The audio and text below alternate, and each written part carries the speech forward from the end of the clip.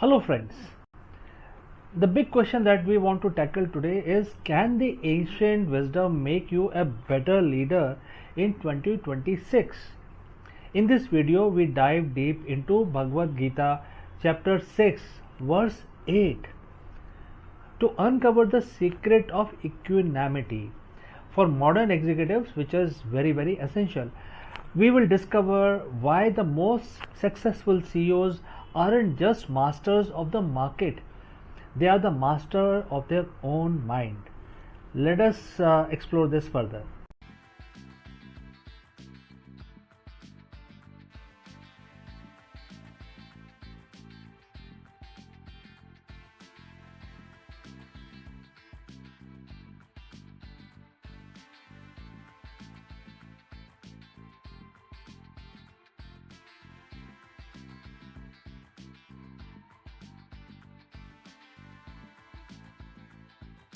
Friends, let us stop wasting 40% of our marketing budget on fragmented workflows. By applying the Vedic mathematical sutras to your B2B strategy, we can build a self-optimizing engine that eliminates creative friction instantly. Watch in this video how this ancient algorithm precision transforms erratic production into a predictable high velocity output architecture, delivering absolute operational excellence. So today we are going to break down why this modern marketing is failing to convert and how the principles of mental agility, pattern recognition, and radical simplification can be applied to our business objectives. Discover how to move from brute force marketing to high speed strategic precision. Most B2B content strategy fail because they lack the geometric precision. We are re-engineering pipeline using the workflow to turn our production cycle into high-speed scaling engines. If you demand immediate ROI and move from chaotic cycles to predictable high-volume architecture, this synthesis of ancient math and modern distribution is your unfair advantage. Let's go and discuss this further. To build a self-optimizing scaling engine, a leader must shift from managing daily tasks to designing a point of reference system that functions with strategic precision. Drawing inspirations from the Shrestha, which is the distinguished individual who set the standard for others to follow in business. The goal is to create a hierarchy of consciousness where decisions making is rooted beyond the simple data and intellect. By integrating principles like nishkam, karma, or action without desire for results, a CEO can focus on dedicated performance of duties and the structural integrity of the firm while detaching their emotional self-worth from fluctuating marketing outcomes. This approach leverages the same mental agility found in the ancient computational logic to strip away the noise of the modern complexity, allowing the business to scale through radical simplification and high-speed strategic alignment. So friends, if you have reached this far, please inform us from which city you have tuned in and in which language you are watching this video. This will help us determine the reach of our channel. Now let's proceed further. Most B2B leaders are trapped in the platform adoption cycle. You create one great insight, then spend 10 hours manually watering it down for LinkedIn, another 5 for your YouTube, and 3 more for email, newsletter, etc. It's a brute force scaling, and that is why your growth feels like a heavy lift. Today we are basically borrowing a principle from Vedic math to fix this. It is called the let me translate in English. It says by one more than the previous one. So in math, it's a shortcut for squaring numbers. In strategy, it is the formula for a self-optimizing scaling engine. The formula doesn't start with content, it starts with a core strategic insight. Think of this like a base 10. In Vedic logic, you don't recreate the number every time you square it. You simply look at what comes before and add 1 to it. Your first step is to identify your Shrestha insight, which is the distinguished point of reference that defines your expertise. If you are a business consultant, your insight isn't how to sell, it might be the hierarchy of decision making. Once this core is solidified, we stop creating and start recursing. And here is how we apply the formula, which is insight plus 1. Instead of manual adaptation, you build a recursive system. And there are certain steps here. Step 1 is your core video or article is the previous one, right? That means you need to work on plus 1 part of it. Step 2 is system identifies the one more, the unique technical requirement of the next channel, like for example LinkedIn poll or Twitter thread or YouTube short, etc. Step 3 is instead of rewriting the system, extract the logic. So by applying this plus 1 more logic, you aren't managing 16 different channels. You are managing one engine that views each channel as a simple mathematical iteration of the original truth. And this is the Nishkam Karm in marketing. You focus on the dedicated performance of the core duty, and the result across the 16 channels become a calculated byproduct. So why 16? In Vedic math, we often work with 16 sutras. Imagine your scaling engine is a 4x4 grid. And so there are several things you can do actually with this. First is direct professional. Direct professionals can things like LinkedIn, newsletter, white paper, etc. You can also start working on the visual impact, which includes YouTube campaigns, Instagram, SlideShare, etc. You should also look at the real-time engagement like Twitter, threads, webinars, or internal/secondary initiatives like employee advocacy, client portals, and podcast. When the formula is automated using agentic AI or standardized framework, the engine takes your single core insight and calculates the one more needed for all 16 platforms simultaneously. You move from being a content creator to a strategic point of reference. The result is radical simplification. You stop being paralyzed by the outcome across every platform and start trusting the mathematical precisions of your system. You are no longer adapting to platforms. The platforms are adapting to your logic. And that is how you build a self-optimizing engine that scales while you focus on the next big shift. So in 2026, shift towards algorithmic oversight model makes a transition from manual content moderation to high-speed point of reference system that prioritize total brand integrity. By establishing a hierarchy of consciousness within the AI, these models move beyond simple data processing to ensure that every output aligns with the core strategy value of the firm. This structural approach allows leaders to apply the principle of Nishkam Karm, focusing on dedicated performance of the system's duty while detaching from the noise of individual platform fluctuations. Consequently, organizations can achieve a 10x increase in production speed using a recursive logic to scale a single core insight across 16 channels without sacrificing the Shrestha, which is a standard of quality. This radical simplification effectively dismantles the complexity trap, transforming the CEO's role from the bottleneck of the manual approval to the architect of self-optimizing engines. To ensure the engine remains self-correcting, you must establish a feedback loop where each modular unit functions as a diagnostic sensor of the structural health of the next one.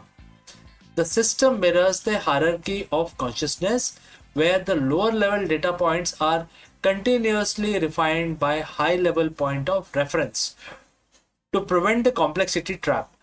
By treating every channel output as recursive calculation, applying the logic of one more than the previous one, the engine identifies the misalignment in real time, allowing for radical simplification rather than manual troubleshooting. This structural integrity ensures that as production speed increases by 10x, the brand's core value remains protected through automated algorithmic oversight. Ultimately, this feedback loop enables a leader to practice nishkam karma, focusing on the dedicated maintenance of the engine's architecture while the system itself handles the burden of self-optimization. By mastering these ancient principles of logic and efficiency, you transition from a participant to the complexity, a participant in the complexity trap to the architect of the high-speed self-optimizing system. And this approach ensures the strategic growth is not just rapid but also rooted in the structural integrity and precision required for the 2026 landscape.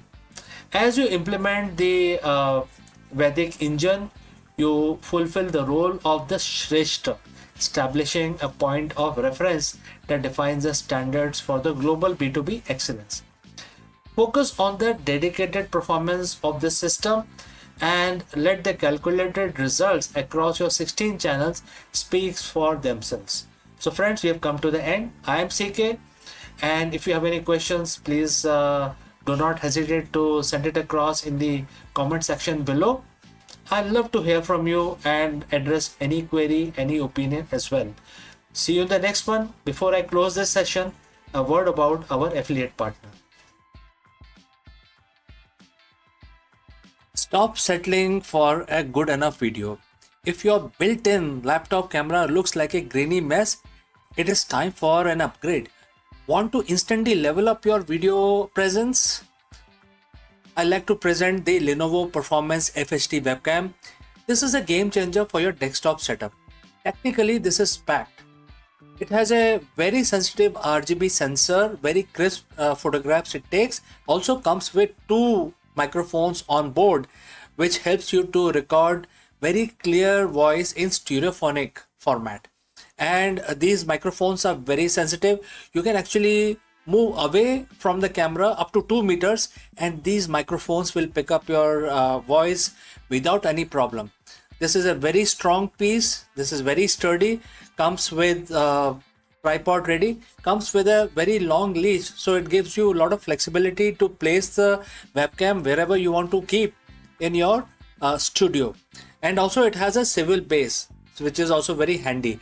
So if you want to basically level up your game and you want to pick up this camera at a discount, please click on the link here or scan the QR code. Now let's get back to our video.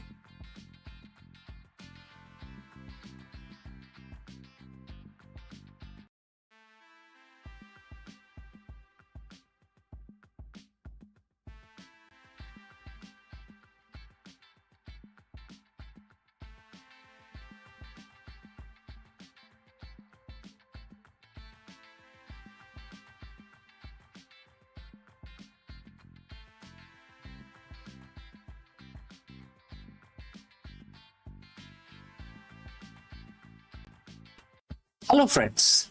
In today's hyper-connected yet fragmented business world, a CEO's greatest asset isn't just data, it is the universal awareness.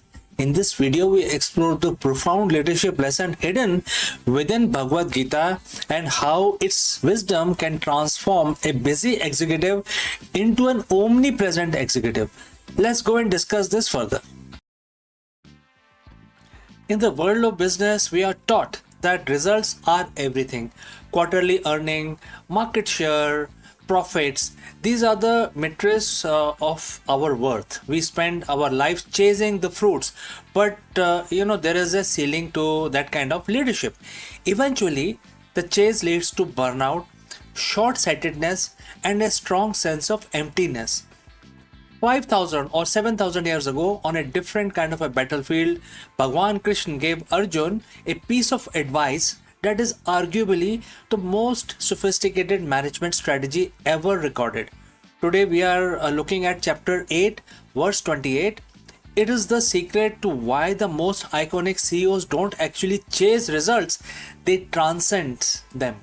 So friends, if you have reached this far, please inform us from which city you have tuned in and in which language you are watching this video. This will help us determine the reach of our channel. Let's proceed further and let's examine the verse. And the quote starts, "A yogi who performs devotional service transcends the fruit of Vedic study, austerities, sacrifices, charities, and pieties. He attains my supreme eternal abode." And the quote close. Let us translate that into an executive speak.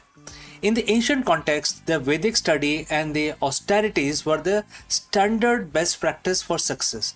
In today's term, these are your MBAs, your 80 hours work week, your strategic philanthropy, and the corporate social responsibility. Krishna isn't saying these things are bad. He's saying these are, intermediate goals. A yogi CEO doesn't just do the work to get the result. They perform the devotional service. In business, we call this purpose-driven leadership. Why does Bhagwan Krishna tells us to transcend the fruits? Because when a CEO is obsessed with the fruit, which is in other terms is profit, or the exit strategy, three things can happen. First, risk aversion. You become afraid to innovate because you might lose the immediate prize. Second, short-termism. You sacrifice the health of the company in your 5-year bonus and year on year. So basically you're now waiting for 5 years and then on every year you're basically ignoring the company's health. Third, anxiety. Your peace of mind is at a mercy of the market. So when the verse talks about transcending the fruits, it's about decoupling your identity from the outcome. When you stop chasing the result, you gain the clarity to see the move that actually wins the game. And the verse mentions about devotional service. For a CEO, this doesn't mean you have to be in a temple. It means your work is an offering to a higher mission. Think of the Yuan Koinard at Patagonia or Satya Nadella's shift at Microsoft. They shifted from beating the competition to a higher purpose. When you lead with a devotion to a mission, whether it's solving a climate crisis or empowering every person on the planet, the fruit, which is the profit and the piety, come as the natural byproduct. By aiming for the supreme abode, which we can interpret as the ultimate vision or your legacy, you automatically satisfy all the smaller matrices of success. The verse concludes and the quote starts, "He attains my supreme eternal abode," quote close. For a leader, the supreme abode is the state of equanimity. It is the ability to lead from a place of inner stillness. While the other CEOs are panicking over a bad quarter, the yogi CEO remains fixed on the eternal vision. This isn't just the spiritual fluff, it is the competitive advantage. A leader who cannot be shaken by the fruits is the most dangerous competitor in the room because they are playing an infinite game while everyone else is playing a finite one. So, here is the challenge for the modern executive. Look at your sacrifices and your charity and your studies. Are you doing them just for the fruits? Well, I think that's a question that you can send it across to us if you want to share. Chapter 8 verse 28 invites you to level up, stop chasing the quarterly numbers, quarterly earnings, start performing your leadership as a service to a higher purpose. When you transcend the result, you don't lose them, you master them. The best CEO don't just build companies, they attain a legacy that lasts. They reach their supreme abode. So, friends, are you ready to stop chasing this, start chasing the result, and start transcending? Do let me know. Thanks for watching. And if you have any questions, please do not hesitate to send it across. Before I go, I would like to speak few words about our affiliate partner. Stop settling for a good enough video. If your built-in laptop camera looks like a grainy mess, it is time for an upgrade. Want to instantly level up your video presence? I like to present the Lenovo Performance FHD webcam. This is a game changer for your desktop setup. Technically, this is packed. It has a very sensitive RGB sensor, very crisp photographs it takes. Also comes with two microphones on board, which helps you to record very clear voice in stereophonic format. And these microphones are very sensitive. You can actually move away from the camera up to 2 meters and these microphones will pick up your voice without any problem. This is a very strong piece. This is very sturdy. Comes with tripod ready. Comes with a very long leash, so it gives you a lot of flexibility to place the webcam wherever you want to keep in your studio. And also it has a swivel base, which is also very handy. So if you want to basically level up your game and you want to pick up this camera at a discount, please click on the link here or scan the QR code. Now let's get back to our video.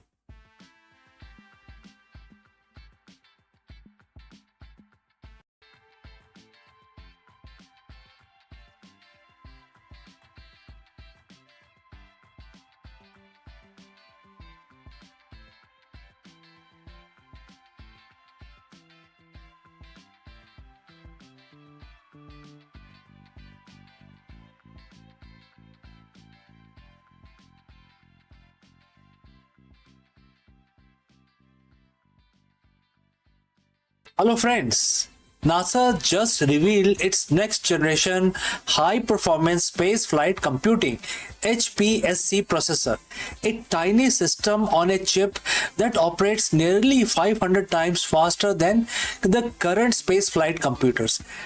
Testing at the Jet Propulsion Laboratory JPL proves that the radiation hardened chip could completely eliminate delayed commands from mission control, allowing future rovers and deep space probe to think, navigate and troubleshoot entirely on their own.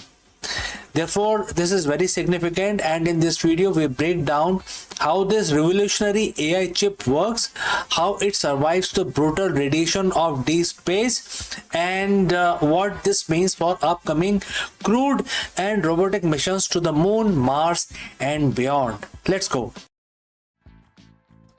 Imagine you're driving a car down a busy highway, but there is a catch. Every time you turn the steering wheel or step on the brakes, it takes 20 minutes for a car to actually react. Sounds like a total nightmare, right?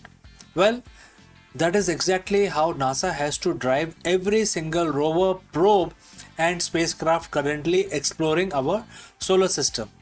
Because of the staggering distance in deep space, radio signal traveling at the speed of light can take anywhere from few minutes to several hours to travel from Earth to place like Mars or Jupiter, and then any other beyond Jupiter, few hours to get a response back. If a rover encounters a sudden hazard like crumbling ledge or an unexpected dust storm, it can't wait for ground control to tell it what to do. It has to stop, shut down and go into a protective safe mode, waiting hours or days for humans to fix the problem. But in May 2026, NASA announces a breakthrough that will challenge the rules of space exploration forever. They have officially built and begun testing a revolutionary new brain for the spacecraft, a tiny microchip that allows deep space probe to finally think, react and navigate entirely for themselves. So friends, if you have reached this far, please inform us from which city you have tuned in. and in which language you are watching this video. This will help us determine the reach of our channel. Alright, let's continue. To understand how massive this upgrade is, we first need to look at the dirty little secrets in the space industry. Space computers are surprisingly ancient. The smartphone in your pocket right now is exponentially faster and much more powerful than many computers on board NASA's most advanced rovers. Why? Because the consumer electronics on Earth don't have to survive a bombardment of high energy cosmic radiation or extreme temperature swing that would instantly fry a standard silicon chip. Space agencies have historically chosen safety and rugged reliability over raw processing speed, but space exploration has reached a bottleneck. Future missions to navigate subterranean caves on Mars or to plunge through icy plumes of Europa requires intense real-time data processing that old chips simply cannot handle. Enter the HPSC, which stands for High Performance Space Flight Computing. Developed through a landmark commercial partnership between NASA, Jet Propulsion Laboratory and Microchip Technology Inc. This processor is a marvel of engineering. It's a system on a chip, or SoC, meaning it packs an entire computer worth of central processing unit, memory, controller, advanced networking units, and computational accelerator onto a single piece of silicon that fit right into the palm of your hand. And the performance numbers, what are the performance numbers? They are absolutely staggering. Preliminary tests show that the HPSC processor provides over 100 times the total computational capacity of the current space flight computers. But even wilder, in specific operating scenarios, its peak performance bursts up to 500 times faster than the radiation hardened chip in use today. So how does this works, and how did they do it? How did they build a chip that's this fast, doesn't melt in deep space? First, the HPSC is built on an open source 64-bit RISC-V architecture, which is RISC number 5 architecture, featuring a 10-core multi-processing system. Unlike the older single-core space chips that had to handle every instructions one by one, this multi-core system can delegate tasks. But space has another massive constraint, which is power. On a distant moon or out past Saturn, solar power is nearly non-existent, and every single watt of electricity from spacecraft's nuclear battery is very precious. The HPSC handles this with unprecedented flexibility. It features a dynamic granular power management architecture. If a spacecraft is just quietly coasting through deep space for a few months, operator can algo turn off the sections of the chip that aren't being used, dropping it into a ultra low power mode. But the second the spacecraft prepared to execute a complex high stake landing on a distant planet, the chip instantly powers up all its cores to process mountains of sensor data on the fly. Furthermore, it is designed from the ground up to be a fault tolerant and radiation hardened. High energy solar particles can randomly flip bits in computer's memory, causing critical code to crash. HPSC has built-in hardware level error handling and a full defense grade security suite. It can detect a radiation induced error, correct the corrupted data in real time, and keep running without missing a beat, all the while being millions of miles away from the nearest repair technician. Now let's talk about this what this actually enables. Why does a spacecraft need a 500 times speed boost? It all comes down to autonomy and on-board artificial intelligence. With this kind of processing muscle, a spacecraft doesn't just record data to send back to Earth. It will analyze it locally. Imagine a future rover exploring Mars.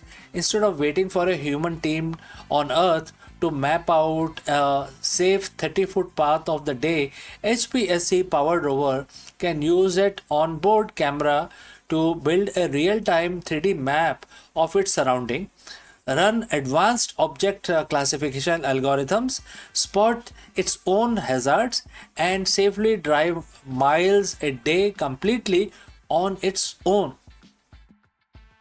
Think about autonomous landing sequence. Landing on a body with an atmosphere or an unpredictable surface is often called the 7 minutes of terror. The spacecraft has to fire thrusters, deploy parachutes, and scan the ground for boulders, all in real time. HPSC allows integrated AI algorithms to process high fidelity sensors data instantly, making split second adjustment to land precisely on the target. This opens up a whole new class of missions.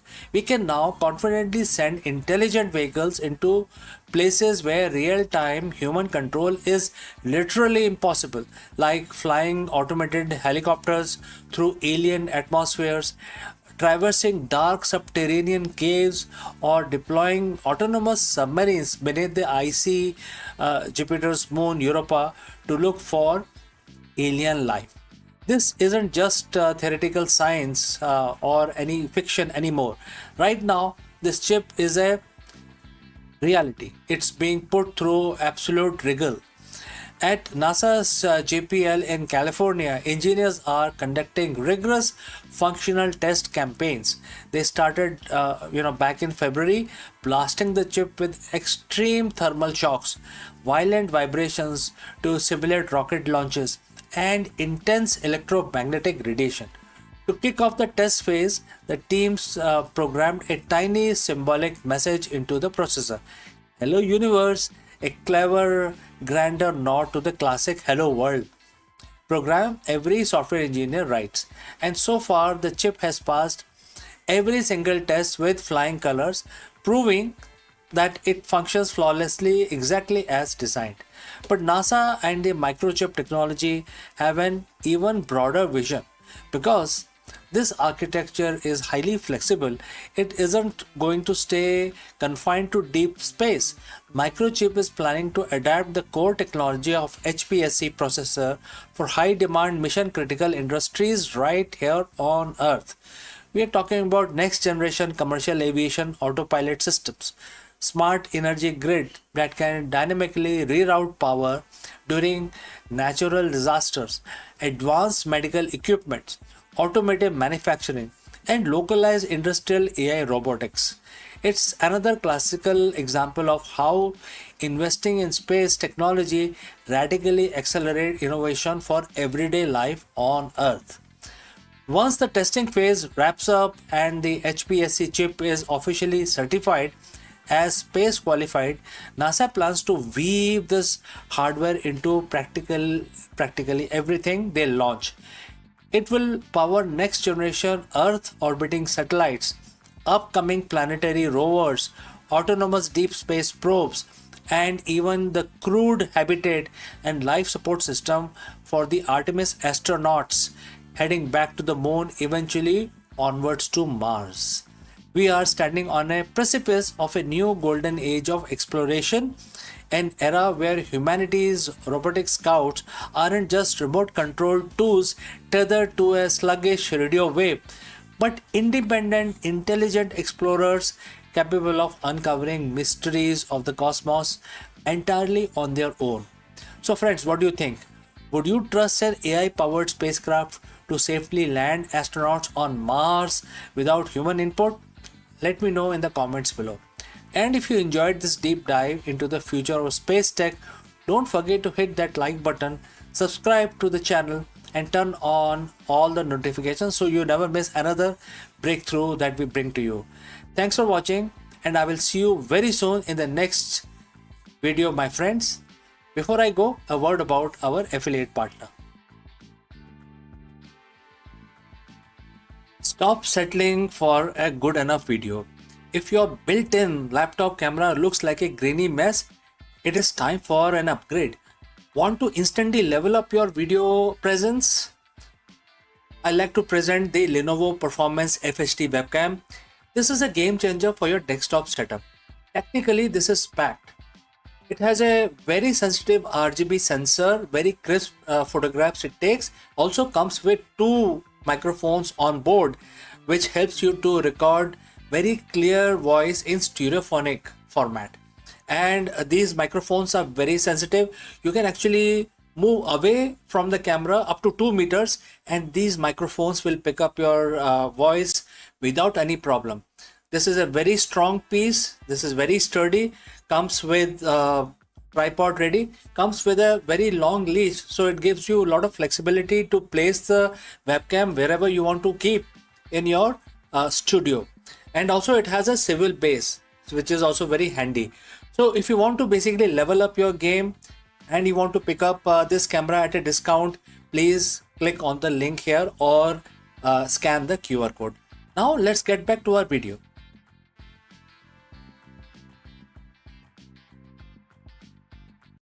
नमस्कार दोस्तों, आप सभी का स्वागत है। और आज 1 जून है, 1 जून, और आज तो सोमवार है, तो ये शंकर भगवान का दिन है। तो हम अपना दिन शुरू करने से पहले हम भगवान की स्तुति करेंगे और उसके बाद अपना दिन चालू करेंगे। तो आप सब मेरे साथ जुड़ें और हमेशा की तरह हम इस काउंटर को यूज़ करेंगे जिसमें ये नंबर आ जाते हैं और ये पता चलता है कि हमने कितनी दफ़ा हमने भगवान की पूजा की है।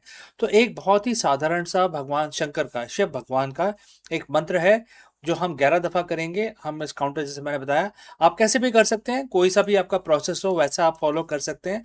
तो हम स्तुति स्टार्ट करते हैं। आप भी हमारे साथ जुड़ें और भगवान का नमन करते हुए हम अपना दिन शुरू करते हैं। चलिए शुरू करते हैं। ओम त्र्यंबकं यजामहे सुगंधिं पुष्टिवर्धनम् उर्वारुकमिव बन्धनान् मृत्युर्मोक्षीयमामृतात् सद्यो जातं प्रपागामि भगवान् मृत्युं जय शिवम् आवाहयामि। ओम त्र्यंबकं यजामहे सुगंधिं पुष्टिवर्धनम् उर्वारुकमिव बन्धनान् मृत्युर्मोक्षीयमामृतात् सद्यो जातं प्रपागामि भगवान् मृत्युं जय शिवम् आवाहयामि। ओम त्र्यंबकं यजामहे सुगंधिं पुष्टिवर्धनम् उर्वारुकमिव बन्धनान् मृत्युर्मोक्षीयमामृतात् सद्यो जातं प्रपागामि भगवान् मृत्युं जय शिवम् आवाहयामि। ओम त्र्यंबकं यजामहे सुगंधिं पुष्टिवर्धनम् उर्वारुकमिव बन्धनान् मृत्युर्मोक्षीयमामृतात् सद्यो जातं प्रपागामि भगवान् मृत्युं जय शिवम् आवाहयामि। ओम त्र्यंबकं यजामहे सुगंधिं पुष्टिवर्धनम् उर्वारुकमिव बन्धनान् मृत्युर्मोक्षीयमामृतात् सद्यो जातं प्रपागामि भगवान् मृत्युं जय शिवम् आवाहयामि। ओम त्र्यंबकं यजामहे सुगंधिं पुष्टिवर्धनम् उर्वारुकमिव बन्धनान् मृत्युर्मोक्षीयमामृतात् सद्यो जातं प्रपागामि भगवान् मृत्युं जय शिवम् आवाहयामि। ओम त्र्यंबकं यजामहे सुगंधिं पुष्टिवर्धनम् उर्वारुकमिव बन्धनान् मृत्युर्मोक्षीयमामृतात् सद्यो जातं प्रपागामि भगवान् मृत्युं जय शिवम् आवाहयामि। ओम त्र्यंबकं यजामहे सुगंधिं पुष्टिवर्धनम् उर्वारुकमिव बन्धनान् मृत्युर्मोक्षीयमामृतात् सद्यो जातं प्रपागामि भगवान् मृत्युं जय शिवम् आवाहयामि। ओम त्र्यंबकं यजामहे सुगंधिं पुष्टिवर्धनम् उर्वारुकमिव बन्धनान् मृत्युर्मोक्षीयमामृतात् सद्यो जातं प्रपागामि भगवान् मृत्युं जय शिवम् आवाहयामि। ओम त्र्यंबकं यजामहे सुगंधिं पुष्टिवर्धनम् उर्वारुकमिव बन्धनान् मृत्युर्मोक्षीयमामृतात् सद्यो जातं प्रपागामि भगवान् मृत्युं जय शिवम् आवाहयामि।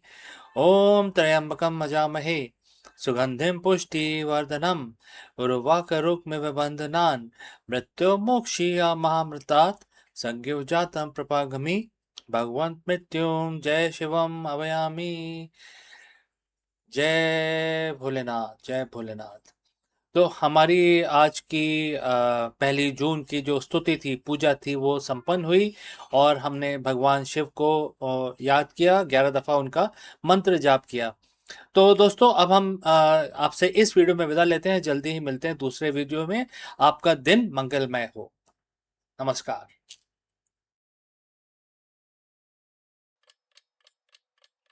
Hello friends, you are most welcome. Namaskaram. Are you facing market disruption, a tough quarter, or intense competition? Today we will discover the ancient mindset that turns the business crisis into high growth opportunity. In this video we break down Bhagavad Gita chapter 2 verse 32 and uncover why the warrior mindset is the most powerful tool in the modern CEO's arsenal. Let's go and discuss this further. The market is shifting always. Your supply chain is stalling. That is also always. Competition is fiercer than it's ever been. And your quarterly numbers are looking complicated. As a CEO, you have been, spending your life preparing for businesses as usual. But right now, you are in the heat of a battle. And if you are honest with yourself, you might be feeling that urge to retreat, to freeze, or to simply wish that storm would pass away. But what if I told you that this specific moment, this crisis, this unexpected hurdle isn't a sign that you are losing? What if it's actually exact moment you were meant to step into? Today we are looking at the ancient secret of the modern leadership found in Bhagavad Gita chapter 2 verse 32. We are going to discuss how to turn your biggest business crisis into your greatest breakthrough. Let's talk about being a warrior CEO. Friends, if you have reached this far, please let us know from which city you have tuned in and in which language you're watching this video. All right, let's continue. We live in a culture that teaches us to optimize for comfort. We want smooth growth. We want predictable markets. We want board meetings where everyone agrees. But the reality of leadership is and will always be very volatile. You have likely faced the unsought challenges, the sudden resignation of the key executive, a global economic dip you never forecasted, or a competitor disrupting your entire business model overnight. In those moments, the human instinct is fear. We start looking for the exit. We look for someone to blame. We look for ways to dilute the risk. But that is the mindset of a manager, not a warrior. A manager wants to maintain the status quo. A warrior understands that the battlefield is where the value is proven. Let's look at the source of this mindset as per Bhagavad Gita, which is defined beautifully in chapter 2, verse 32. And Bhagwan Krishna says, and he tells Arjun, quote starts, fighting a battle opens the gate of heavenly abode for warriors. O Parth, an unsought opportunity like this should make you happy. And the quote close. Now pause for a second. Think about that word unsought. Arjun didn't ask for the war. He didn't build his business plan around fighting his own family and teachers. It arrived on his doorstep. The situation was thrust upon him. And that is exactly where you are right now. You didn't ask for this market downturn. You didn't ask for this specific crisis, but the Gita offers a radical perspective. This isn't a problem to be avoided. It's a gate. It's an opening. It's a test of your character, your leadership, and your legacy. If you treat this crisis as an inconvenience, you will become a victim of it. But if you treat it as an unsought opportunity to demonstrate your strength, you become a victor. The heavenly abode isn't a place you go after you die. In the context of business, the heavenly abode is the higher level of leadership, market share, and internal culture you can only reach because you fought through this specific fire. So, friends, how do we apply this to our daily routine? How does this 5,000-year-old verse change our P&L statement or the next board meeting? There are a few things we can do. First, it changes your vocabulary. Stop using the word problem. Start using the word test. When you have a massive issue, you're not in trouble. You are being tested. You are being asked, are you the leader you say you are? Right? Second, it forces emotional detachment. A warrior is in the heat of battle cannot afford to be paralyzed by anger or by grief. They must see the battlefield clearly. When you are in the middle of business crisis, your ego wants you to panic. Your fear wants you to rush. The warrior CEO, however, take a deep breath. They step back. They see the landscape. They ask, what is the most strategic move from this position? Not why is this happening to me, right? Third, it brings clarity of the purpose. The verse says that these battles open the gates. What lies behind the gate for your company? Is it more resilient culture? Is it a learner, more efficient operation? Is it a new product line that only exists because you were forced to pivot? When you view the crisis as a vehicle for your growth, you stop resisting it. You stop fighting the existence of the battle and start fighting for win. You stop being a victim of the economy. You become the sharper of your firm's destiny, right? If you want to adapt the warrior CEO mindset today, here are three steps that you must follow. 1. Radical acceptance. Stop wasting energy wishing the situation were different. It wasn't. Accept the unsought opportunity as it is. It is here. Own it. Number 2, objective assessment. Detach from the outcome. Look at your resources, your team, and your market position. What is the tactical advantage you currently hold? What is the smartest way you can make things right now? Number 3, decisive action. Warriors don't hesitate. Once you have seen the path, move with speed. Indecision is a greater killer than bad strategy. Make the call, stand by it, and lead your people with absolute conviction. The battlefield is where you discover who you really are, why you are here, etc. You did not become a CEO because things were easy. You became a CEO because you are capable of handling things that others couldn't. This crisis, it is just a next chapter in your story. Make sure you write it as a warrior. If you are ready to stop managing the chaos and start leading through it, I want you to do one thing. Drop a comment below.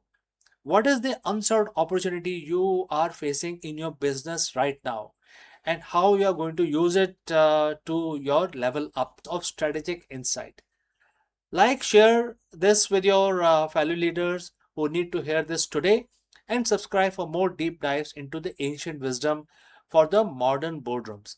And friends, thanks for watching. I will see you very soon in the next one. Stay sharp.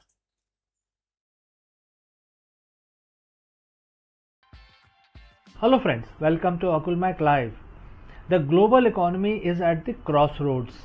In this video, we break down why the next 72 hours are the most critical window for 2026 for investors, for business leaders, and also for the policymakers. With the outbreak of conflict in the Middle East and the recent IMF World Economic Outlook warning of a drop in the global growth rate to 3.1%, and therefore the stakes has never been so high. So what we got to do, what we should be aware of, stick around because we are going to discuss all of this. Right now, as you're watching this, a timer is ticking. It isn't just a countdown for a market opening or a single earning report. We're entering a 72-hour window that historians may look back on as the definitive pivot point for the global economy in 2026. So why now? Because we are seeing a perfect storm and it is converging. We have a volatile conflict in the Middle East that is threatening the world's most vital energy arteries. We have an IMF that just sounded the alarm on the growth slowdown, and within the next 3 days, we expect the decisions that will determine if we face a controlled landing or a systemic fracture. By the time this 72-hour window closes, the cost of your energy, value of your currency, and the safety of your investment could look radically different. And here is exactly what is happening behind the scenes. So friends, if you have reached this far, please inform us from which city you have tuned in and which language you are watching this video. This will help us determine the reach of our channel. Alright, let's move ahead. The first pillar of this 72-hour crisis is the energy. As of today, which is April 22nd, 2026, the volatility in the Middle East has moved past rhetoric. Markets are currently pricing in a worst case disruption scenario. If the next 3 days sees an escalation that impact the Strait of Hormuz, we aren't just looking at $100 per barrel oil. We are looking at the supply side shock that could paralyze the European and Asian manufacturing. But it's not just about pricing at the pump. It's about the inflation ghost. Just as the central bank thought they had a handle on the rising price, the energy spike threatened to send the projected 2026 inflation rate of 4.4% or even higher. In this next 72 hours, look for the energy pivot. If the prices break past key resistance level, the global manufacturing sector will go into a defensive mode, and that means layoff and stalled growth. While the headline focus on the conflict, the underlying math is equally terrifying. Last week, the IMF released the World Economic Outlook. The headline was grim. The global growth is projected to fall to 3.1%. Imagine, only 3.1%. But the real story is in the next 72 hours of the diplomatic response. Financial leaders are currently meeting to decide if they will coordinate a liquidity injection or if it's if every nation for itself. We are seeing a massive divergence. While some economies are showing resilience, others, particularly in the developing world, are facing a debt wall. If we don't see a collaborative signal from the G7 or the IMF in these 3-day window, we could see a flight to quality that strip emerging markets of their remaining capital. This is the great repricing of 2026, and it is happening in real time as we speak. When the world gets scared, money moves fast. In the next 72 hours, we are watching the three safe havens, which is gold, US dollars, and increasingly digital assets. Gold has already been hitting the record high, but the next 3 days will test its ceiling. If we see a breakout, it's a signal that the big institutional players have lost faith in a quick diplomatic resolution. Simultaneously, the US dollar is weaponizing itself again. As the dollar strengthens, it puts immense pressure on every other currency for businesses in London, Tokyo, or New Delhi. A 72-hour surge in the dollar market makes their imports more expensive and their debt harder to pay. Watch the currency pairs closely. The tipping point is usually a 3-day trend that becomes month-long slide. So what does this mean for people like you and me? The next 72 hours aren't about panic. They are about positioning. If you are an investor, watch the $100 oil per barrel mark and the 10-year treasury yield. If you are a business owner, look at your supply chain exposure in the Middle East. And if you are just watching your personal finances, understand that the low inflation era we hoped for is being challenged by these 72 hours of geopolitical reality. The world moves fast, but the economy moves in cycles. We are at the end of one cycle and the beginning of another.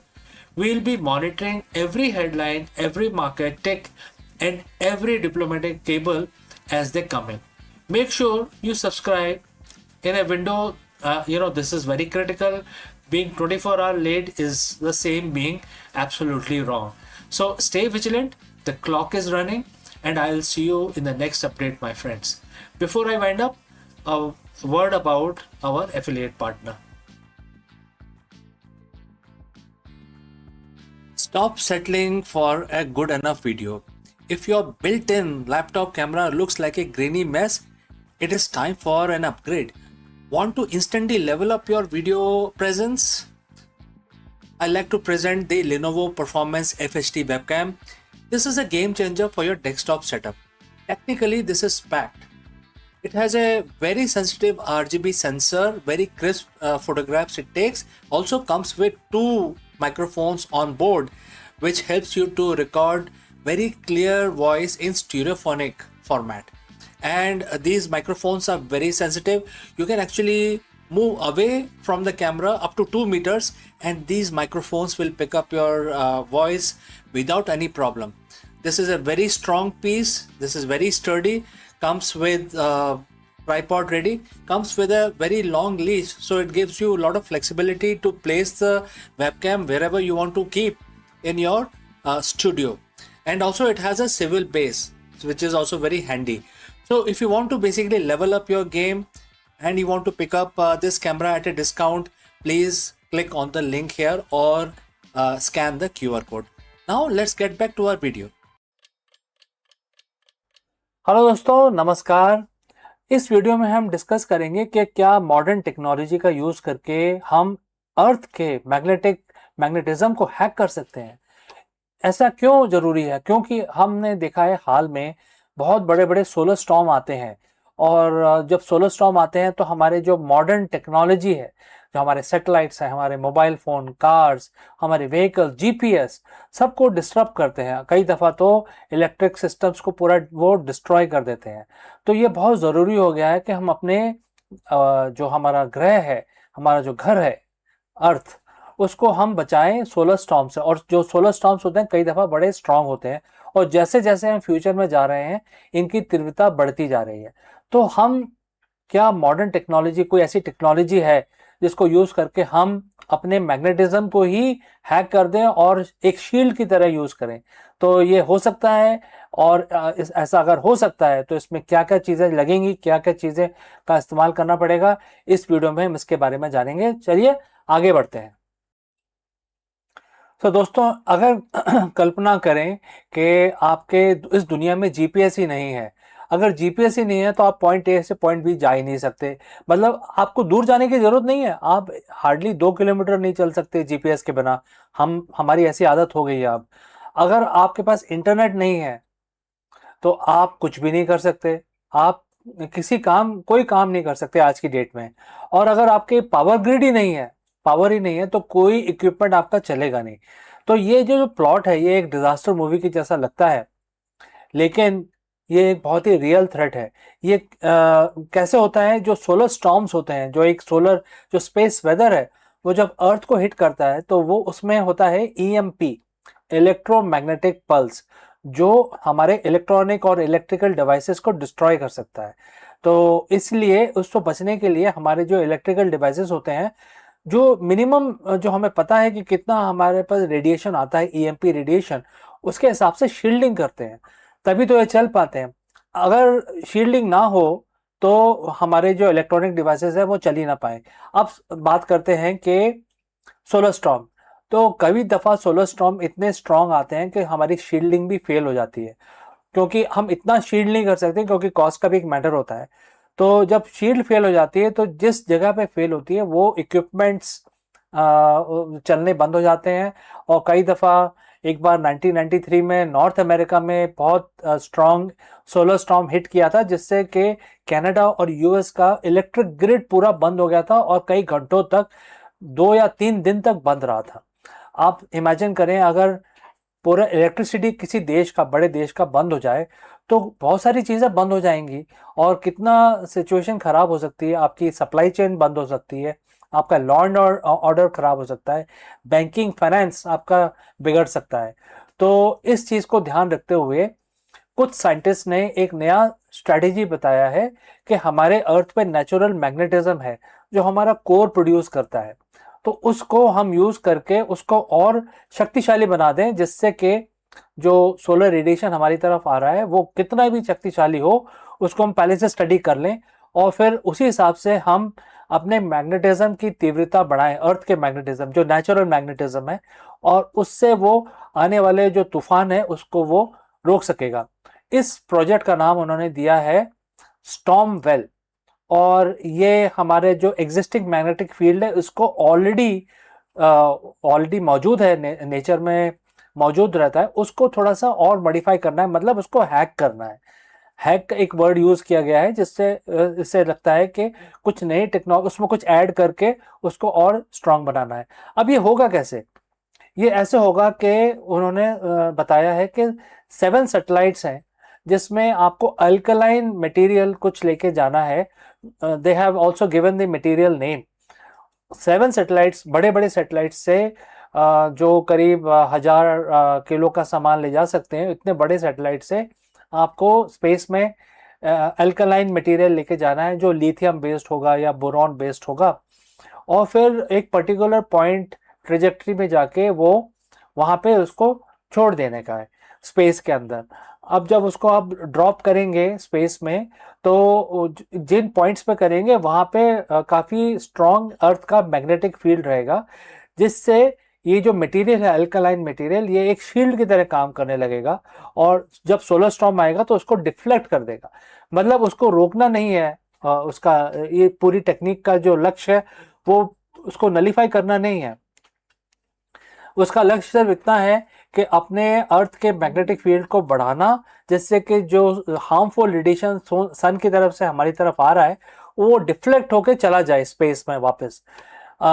अब ये जो उन्होंने propose दिया है ये काफी realistic proposal है, लेकिन सबसे बड़ी बात इसमें यह है कि हम जब भी नेचर से खिलवाड़ करते हैं तो इसमें क्या क्या नुकसान हो सकता है, इस चीज का स्टडी करना बाकी है, क्योंकि हमारा नेचर जो होता है वो एनवायरनमेंट वगैरह काफी फ्रेजाइल होता है, और इससे क्या क्या हो सकता है या नहीं हो सकता या सेफ मैकेनिज्म है, इस चीज का स्टडी करना अभी बाकी है। दूसरा सबसे इंपॉर्टेंट जो पॉइंट है वो ये है कि कॉस्ट, क्योंकि जो इसकी टाइमिंग होनी चाहिए सैटेलाइट्स की वो एक परफेक्ट टाइमिंग होनी चाहिए।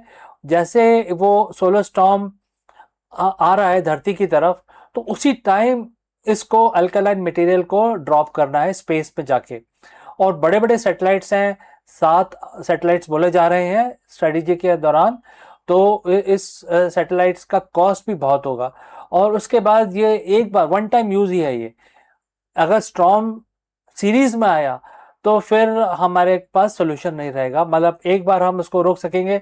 अगर सीरीज में जैसे वेव्स आती हैं समुद्र की, अगर 1 या 2 वेव्स आई स्टॉर्म की तो हमको कॉस्ट बहुत ज़्यादा पड़ेगा। तो दोस्तों अगर आप यहाँ तक पहुँचे हैं तो बताइए कि किस सिटी से आपने हमारे साथ जुड़े हैं और किस लैंग्वेज में हमारा वीडियो देखना पसंद करेंगे। तो अब ये सोचिए कि ये जो स्टॉर्म वेल है, स्टॉर्म इसका जैसे नाम बताया गया है, इसका नाम है स्टॉर्म वेल, और ये साइंटिस्ट जिन्होंने प्रपोज किया इनका नाम है ब्रायन वेल्च।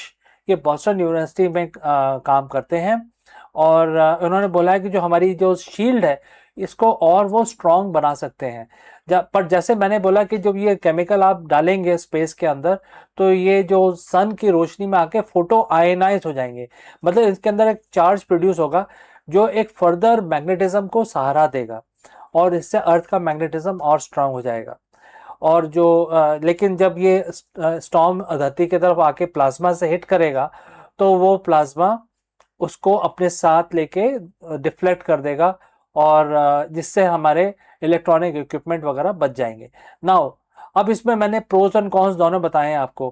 प्रोज ये है कि हमारे जो इलेक्ट्रॉनिक जो हमारा लाइफस्टाइल है वो बच जाएगा, और कौन सी हैं कि हमें ये पता नहीं है कि इसका साइड इफेक्ट क्या होगा और इस पे कितना खर्चा आएगा। तो इसके लिए काफ़ी रिसर्च करना बाकी है।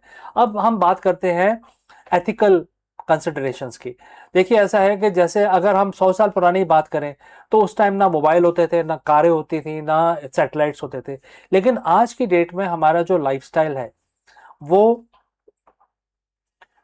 इन पे डिपेंडेंट है। जैसे कि मैंने वीडियो के शुरू में बोला कि जीपीएस के बिना हम कहीं जा नहीं सकते, इंटरनेट के बिना हम रह नहीं सकते, और बिजली के बिना तो हम सर्वाइव ही नहीं कर सकते। अगर बिजली नहीं हो, इलेक्ट्रिसिटी ना हो हमारे घरों में, तो कुछ भी नहीं होगा। तो इसकी वजह से अभी हमें सोचना पड़ेगा कि जो स्टॉर्म वेल जैसे प्रोजेक्ट हैं या कोई और प्रोजेक्ट फ्यूचर में, या कुछ प्रोटेक्शन जो हमें स्पेस रेडिएशन से बचा सके, ये हमारे लिए काफ़ी ज़रूरी है। क्योंकि हमारे एनवायरनमेंट के अंदर सैटेलाइट्स हैं, हमारे एनवायरनमेंट के अंदर इलेक्ट्रिकल ग्रिड्स हैं, और हमें ये भी देखना पड़ेगा कि हमें कॉस्ट बेनिफिट एनालिसिस भी करना पड़ेगा कि कितने पैसे हैं, और ये भी सोचना पड़ेगा कि सारे धरती के सारे देश एक साथ कैसे आए। सो जियो पॉलिटिक्स का भी इसमें रोल है, क्योंकि एक सैटेलाइट छोड़ के एक कंट्री नहीं बचा सकते, हमें 7 सैटेलाइट छोड़ के सारी धरती को बचाना है। तो इसका मतलब यह है कि जो भी खर्चा होगा वो सारी कंट्रीज कंट्रीब्यूट करेंगी, तभी ये पॉसिबल हो पाएगा। तो ये जियो पॉलिटिकल एक सिचुएशन भी बनती दिखाई दे रही है इस पर्टिकुलर प्लान के अंदर। तो दोस्तों आपको क्या लगता है, क्या करना चाहिए? सोलर स्टॉर्म एक बहुत बड़ा रिस्क है हमारे लिए, या या इतना बड़ा रिस्क नहीं है? आप बताइए हमें। और दूसरी बात यह है कि हम सोच रहे हैं कि हम स्पेस फ्लाइट करेंगे, तो ये जो लर्निंग होगी हमें, ये हमें जब अर्थ से बाहर निकलेंगे तो भी हमें सेव करने में काम आ सकती है। अगर हम स्पेस में जा रहे हैं और स्टॉर्म आ गया जो हमारे स्पेसशिप को हिट करा और वहां पे सब कुछ शट डाउन हो गया, तो हम क्या करेंगे स्पेस के अंदर? तो जो टेक्नोलॉजीज हैं ये बहुत ही इंपॉर्टेंट है मेरे हिसाब से तो। But I want to know from you, आप क्या सोचते हैं इसके बारे में? तो जरूर कमेंट करके बताइए। Thanks for watching. मैं आपसे फिर मिलता हूँ दूसरे वीडियो में जल्द ही। नमस्कार दोस्तों, आप सभी का स्वागत है। और आज हम डिस्कस करेंगे कि जो मार्केट वोलेटिलिटी है, या ग्लोबल अनसर्टेनिटी है, या कांस्टेंट डिसरप्शन जो हमारे बिजनेस में होते रहते हैं, इसके होते हुए एक लीडर, एक सीईओ अपनी ट्रू स्ट्रेंथ को कैसे महसूस कर सकता है।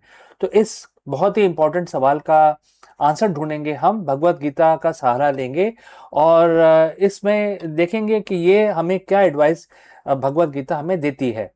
ऑलराइट, हम ये डिस्कवर करेंगे कि कोई ऐसा मॉडल है जो हमारे को बहुत शक्तिशाली बना देता है, इनडिस्ट्रक्टिबल बना देता है, और ऐसा हमको बना देता है कि हम किसी चीज से विचलित नहीं होते हैं। तो ये बहुत ही इंपॉर्टेंट है आज के परिप्रेक्ष्य में, स्पेशली सारे लीडर्स के लिए। तो कहीं मत जाएगा, क्योंकि ये बहुत ही इंटरेस्टिंग हम डिस्कशन करने वाले हैं। चलिए आगे बढ़ते हैं। तो दोस्तों आपका फिर से स्वागत है, और हम इस एपिसोड में एंशिएंट विजडम जो हमारे भगवत गीता में मेंशन्ड है उसका सहारा लेंगे, और हम जानेंगे कि जो लीडर्स होते हैं वो कैसे हाई प्रेशर लैंडस्केप के अंदर 2026 में, क्योंकि बहुत हाई प्रेशर है, बहुत सारे रेगुलेशंस हैं, बहुत सारे नई तरह से बिजनेस करना है। तो इसमें जो लीडर्स हैं, आज के हमारे जो लीडर्स हैं, या आप हैं या सीईओज हैं, ये कैसे अपनी रेजिलिएंट, अपने सॉफ्ट स्किल को इतना बढ़ा सकते हैं कि वो एक जो स्किल है आपका उसको बिल्कुल इंडिस्ट्रक्टिबल बना देगा आपको। तो हम इस चीज का विश्लेषण करेंगे आज, और हम ये जो इसका आंसर ढूंढेंगे भगवत गीता के चैप्टर 2 वर्स 23 से। ये वर्स है, बहुत ही छोटा सा वर्स है, बहुत ही 2 लाइनों का इसमें श्लोक है ये। इसमें भगवान कृष्ण एक्सप्लेन कर रहे हैं अर्जुन को, जब अर्जुन अपने कुरुक्षेत्र में बैठे हैं, और एक ये मास्टर क्लास की तरह ये डिलीवर किया गया है। और इसमें ये बताया गया है कि इस वर्स के अंदर कि आप कैसे अपने आप को साइकोलॉजिकली स्टेबल बना सकते हैं। ये बहुत ही जरूरी है, क्योंकि अगर आप किसी बोर्डरूम में जा रहे हैं और आप साइकोलॉजिकल स्टेबल नहीं है, आपको कोई चीज परेशान कर रही है, तो आप वहां पे फेल हो जाते हैं। तो दोस्तों अगर आप यहाँ तक पहुंचे हैं तो बताइए कि आप किस सिटी से हमारे साथ जुड़े हैं, और किस भाषा में आप हमारे वीडियो देखते हैं। चलिए हम आगे बढ़ते हैं। जो ये वर्ड्स है, ये जो श्लोक है, ये कहता है कि जो हमारी आत्मा है, जो हमारा सेल्फ है, ये एक किसी भी हथियार से डिस्ट्रॉय नहीं किया जा सकता, आग में जलाया नहीं जा सकता, पानी से इसको गीला नहीं किया जा सकता, और ना ही हवा से इसको उड़ाया नहीं जा सकता। तो अगर उसको आप प्रथम दृष्टि में देखेंगे, फर्स्ट क्लास, तो ऐसा लगता है कि ये कोई मेटाफिजिकल स्टेटमेंट है। लेकिन मॉडर्न एग्जीक्यूटिव के लिए, जो आज के सीईओ हैं, उसके लिए ये क्या वैल्यू रखता है? लेकिन इसको आप ध्यान से पढ़ेंगे, हम इसको डिकोड भी करेंगे। ये एक साइकोलॉजिकल ब्लूप्रिंट है, जिसमें भगवान कृष्ण अर्जुन को सिखा रहे हैं कि जो आपकी जो कोर कैपेसिटी है डिसीजन मेकिंग की या जजमेंट लेने की, ये कैसे आप अपने जो जजमेंट लेने की जो इंडिपेंडेंस है आपके दिमाग में, ये एक्सटर्नल जो थ्रेट्स होती हैं उससे इफेक्ट होता है। तो कैसे आप अपने आप को बचा सकते हैं? और प्रोफेशनल लाइफ में हमारे जो एक्सटर्नल थ्रेट्स हैं वो क्या क्या हो सकते हैं? देखिए, क्रिटिसिज्म हो सकता है, मार्केट में आग लगी है, आग लगी है, हर चीज खराब हो रही है, कोई बिक रहा है, कुछ नहीं बिक रहा है, तो मार्केट का डेटा वो एक एक्सटर्नल हो सकता है। और रेगुलेटरी चेंजेस एक एक्सटर्नल इनपुट हो सकते हैं, क्योंकि रेगुलेटरी चेंजेस होते हैं, रियलिटी है लाइफ की कि जो गवर्नमेंट है किसी भी देश में, वो कभी भी अपने हिसाब से वो रेगुलेशन को बदल देते हैं। तो हमें बिजनेस को ये हमेशा इनपुट रहता है कि कुछ ना कुछ उथल पुथल हो रही है। और दूसरा लास्ट में क्या होता है? Economic volatility. इन सब के बावजूद जो इकोनॉमी है वो हमारे हाथ में होती नहीं है, ये तो यूनिवर्स अपने आप ही मेंटेन करता है इस चीज को। तो जो ये वर्ड्स है, ये बताता है, एक बहुत स्टेबल देता है कि ऐसी कोई चीज है जो ना आग में जलाई जा सकती है, ना उसको हवा उड़ा सकता है, ना पानी गीला कर सकता है, ना कोई उसको वेपन डिस्ट्रॉय कर सकता है। तो इससे हम कैसे इंस्पायर हो और हम अपने जो हमारा जो बिजनेस वर्ल्ड है उसमें कैसे इसको उतारें? तो सबसे पहला जो सीख है, इससे हमें जो ड्राइव करते हैं वो है, ये है कि हम अपनी जो आइडेंटिटी है वो आउटकम से अलग रखें। मतलब हमारी जो आइडेंटिटी है वो हमारे एक्सटर्नल जो सोर्सेज हैं, जैसे कि मैंने बताया बहुत सारी चीजें हो सकती हैं, उनसे हम अलग हैं। जैसे कि कोई प्रोजेक्ट फेल हो गया, तो जो लीडर है उस प्रोजेक्ट को लीड कर रहा है, वो उसको लगेगा कि यार मेरा तो सब खत्म हो गया, तो पर्सनल डिफीट जैसा लगता है। तो गीता हमें इस चीज का ज्ञान देती है कि पर्सनल डिफीट या पर्सनल विक्ट्री से हम विचलित नहीं होना चाहिए, हमें विचलित नहीं होना चाहिए। और हमारी जो इंटेग्रिटी विजन है वो काफी लॉन्ग टर्म होना चाहिए। तो जो कभी हमारी विक्ट्री होती है, कभी हमारा फेलियर होता है, उससे ना हम बहुत ज्यादा खुश हो और ना हो बहुत ज्यादा दुखी। दूसरा बताया गया है इसके अंदर, जो हमें सीख मिलती है वो ये है, मेंटेनिंग इक्विनामिटी। ये हमें बताता है कि हम जो इनर सेल्फ है, जैसे मैंने बताया कि जो हमारा जो इनर जो हमारी पर्सनालिटी है वो स्टेबल रहना चाहिए, एक स्ट्रेट लाइन पे ही रहना चाहिए, ना ज्यादा खुश होना चाहिए, ना ज्यादा दुखी होना चाहिए। और उससे क्या होता है कि जब जब हम किसी से विचलित नहीं होते, तो हम कोई भी परेशानी जो आती है उसको हम बहुत आराम से और उसको सोच समझ के, सूझबूझ के साथ उसको हैंडल कर सकते हैं। और तीसरा इसमें जो सीख मिलती है, अनबर्नेबल माइंडसेट। आपका जो माइंडसेट है जो किसी भी तूफान को झेल सकता है, मतलब बोलते हैं ना इंग्लिश में कि थ्रो एनीथिंग एट मी, तो उस चीज को आप मतलब आप झेल सकते हैं और आपको इसका फर्क नहीं पड़ता है। तो आप कुछ भी आपको इफेक्ट नहीं करता है। इस वजह से आप एक रेजिलिएंट लीडर बन जाते हैं और अपनी कंपनी को, अपनी ऑर्गेनाइजेशन को टर्बुलेंट टाइम्स के अंदर अच्छी तरह लीड कर सकते हैं। तो ये सबसे बड़ा जो ऑब्स्टिकल आपको महसूस होगा, ये तीन चीजें हमने सीखी इस श्लोक में। लेकिन सबसे बड़ा जो ऑब्स्टिकल इस श्लोक के से जो निकल के आता है वो है, जो हमें रेजिलिएंट बनने से रोकता है, वो है हमारी ईगो। जो हमारी ईगो है वो हमेशा या तो किसी ना किसी आउटकम से जुड़ी रहती है। जैसे कि हमारे टाइटल्स हैं, हम प्रेसिडेंट हैं, हम वाइस प्रेसिडेंट हैं, हम सीईओ हैं, हम head of so and so है। एक ये ईगो हो जाता है। एक हमारा स्टॉक प्राइजेस, कि हमने इतना अच्छा काम किया, हमारी कंपनी का प्राइस बहुत ऊपर जा रहा है, हमारी खुद की रेपुटेशन। तो ये जो वर्ड्स है ये आपको बोलता है कि ईगो अगर आप इसमें लाएंगे तो ये सारी चीजें जैसे फायर, विंड, वेपन्स, ये आपको इफेक्ट करेंगे, मतलब आप रेजिलियंस खो देंगे। तो आपको ईगो बिल्कुल निकाल देनी है, अपने आप को बिल्कुल ग्राउंडेड करना है। और ग्राउंडेड करके गीता आपको ये नहीं बोलता कि आप चले जाइए जंगल में, आपको बोलता है कि आप पहले ग्राउंडेड हो जाइए, बिकम इंडिस्ट्रक्टिबल, और उसके बाद अपने धर्म का पालन करें। आपका धर्म क्या है? आपका धर्म है अपनी कंपनी को, अपने एम्प्लॉयज को, अपने कस्टमर्स को वैल्यू देना। यह आपका धर्म माना जाता है गीता के अनुसार। तो आप अपने रेजिलियंस को बढ़ाएं, एक दीवार की तरह बन जाएं, ना ज्यादा खुश हो, ना ज्यादा दुखी, ना कोई आपको विचलित कर सके, ना आपको कोई मार्केट टर्बुलेंट जो भी इंफॉर्मेशन है वो आपको हिला सके, कुछ भी आपको इफेक्ट ना करे। आप बन जाएंगे एग्जीक्यूटिव रेजिलियंस के मसीहा, एक बहुत बड़े स्ट्रांग, मेंटली स्ट्रांग एक लीडर बन जाएंगे। चलिए, ये तो बात होगी। अब आप इसको प्रैक्टिस कैसे करें? मतलब एक दिन में तो आप इसको कर नहीं सकते हैं, आपको पूरा अपना जो माइंड है वो चेंज करना पड़ेगा। तो पहली जो सीख है वो है कि आप सुबह मॉर्निंग चेक इन करें। मॉर्निंग चेक इन मतलब कैसे करेंगे कि अगर कोई इंपॉर्टेंट मीटिंग आपकी स्टार्ट होने वाली है तो आप 1 मिनट का समय अपने आप को दें और ये सोचें कि आज किस तरह से मैं हैंडल करूंगा और कैसे मैं अपने आप को ग्राउंडेड रखूंगा, कुछ भी फ्लक्चुएशन होता रहे मार्केट में और आपके बिजनेस में, लेकिन आपका जो लेवल है वो स्टेबल रहना चाहिए। दूसरा, आपको क्या प्रैक्टिस करना है? Neutral observation. आप किसी भी क्राइसिस को देखेंगे तो उसको न्यूट्रलिटी से देखेंगे, बायस होके नहीं देखेंगे कि ये मेरा है, ये तेरा है, ऐसा करके नहीं देखेंगे। और ये मेरे साथ ऐसा क्यों हो रहा है, और बहुत तरह की बातें होती हैं, लेकिन आप ऐसा समझ के देखेंगे कि आप जज हैं, जज जूरी, और अपने आप को ऐसे न्यूट्रल पार्टी रख के फिर आप देखेंगे किसी भी इंसिडेंट को, तो आप अच्छा डिसीजन ले पाएंगे। फिर आपको कोई मार्केट फोर्सेस या कुछ इवेंट या फायर, विंड, कोई भी आपको हिला नहीं पाएगी, और आप आराम से सोल्यूशन निकालते हुए, नेविगेट करते हुए प्रॉब्लम से अपने आप को और अपनी कंपनी को बाहर ले जाएंगे। तीसरा सबसे इंपॉर्टेंट है आउटकम डिटैचमेंट, मतलब कि जो रिजल्ट है उससे आप अटैच ना हो, ये ना कहें कि ये मैंने किया है। Right?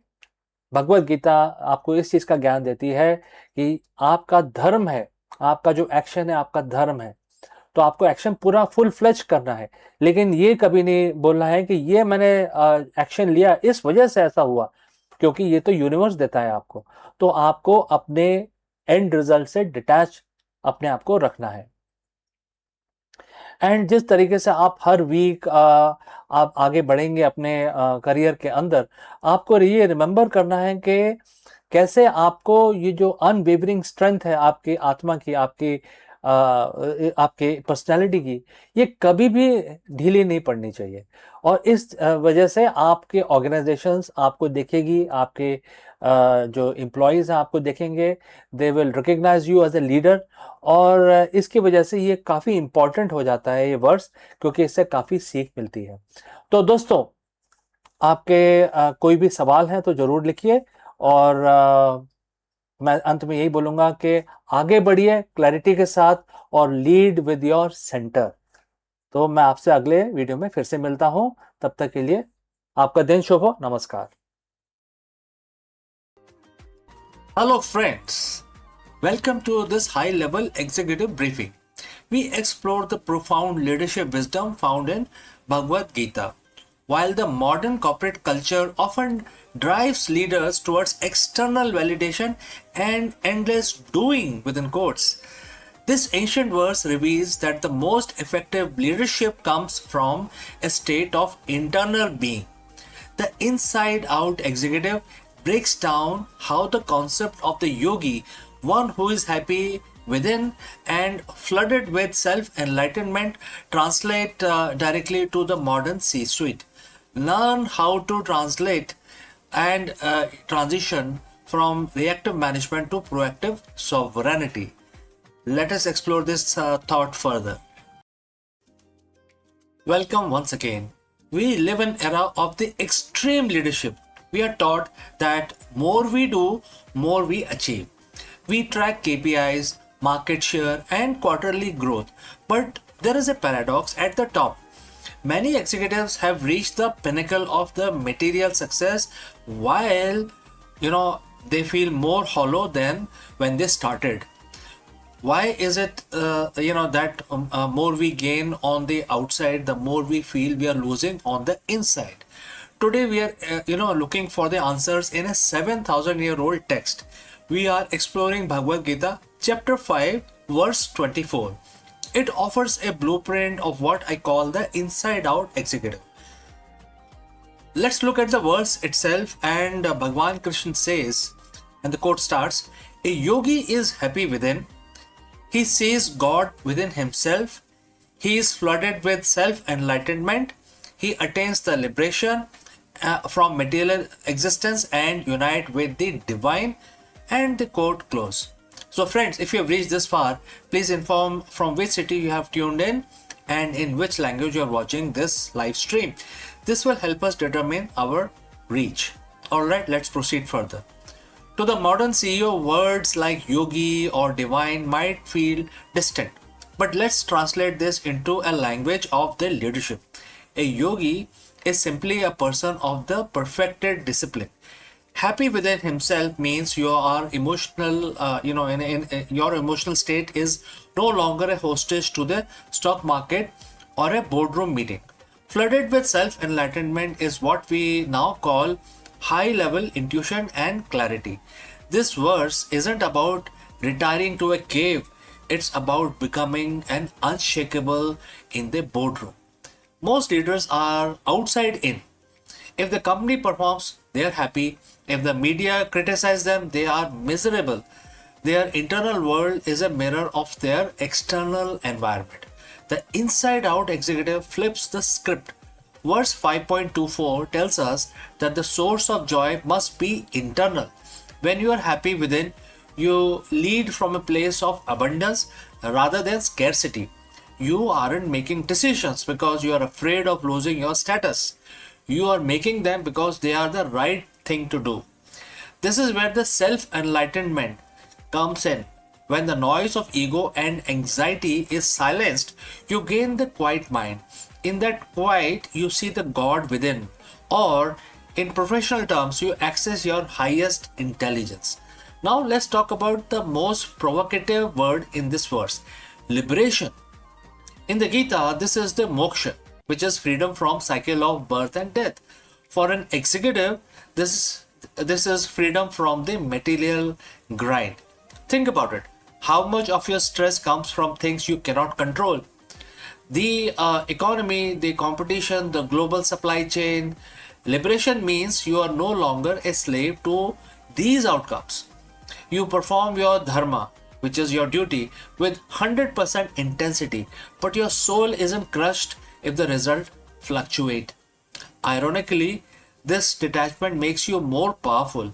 A leader who doesn't need a specific outcome to feel whole is the most dangerous person in a negotiation.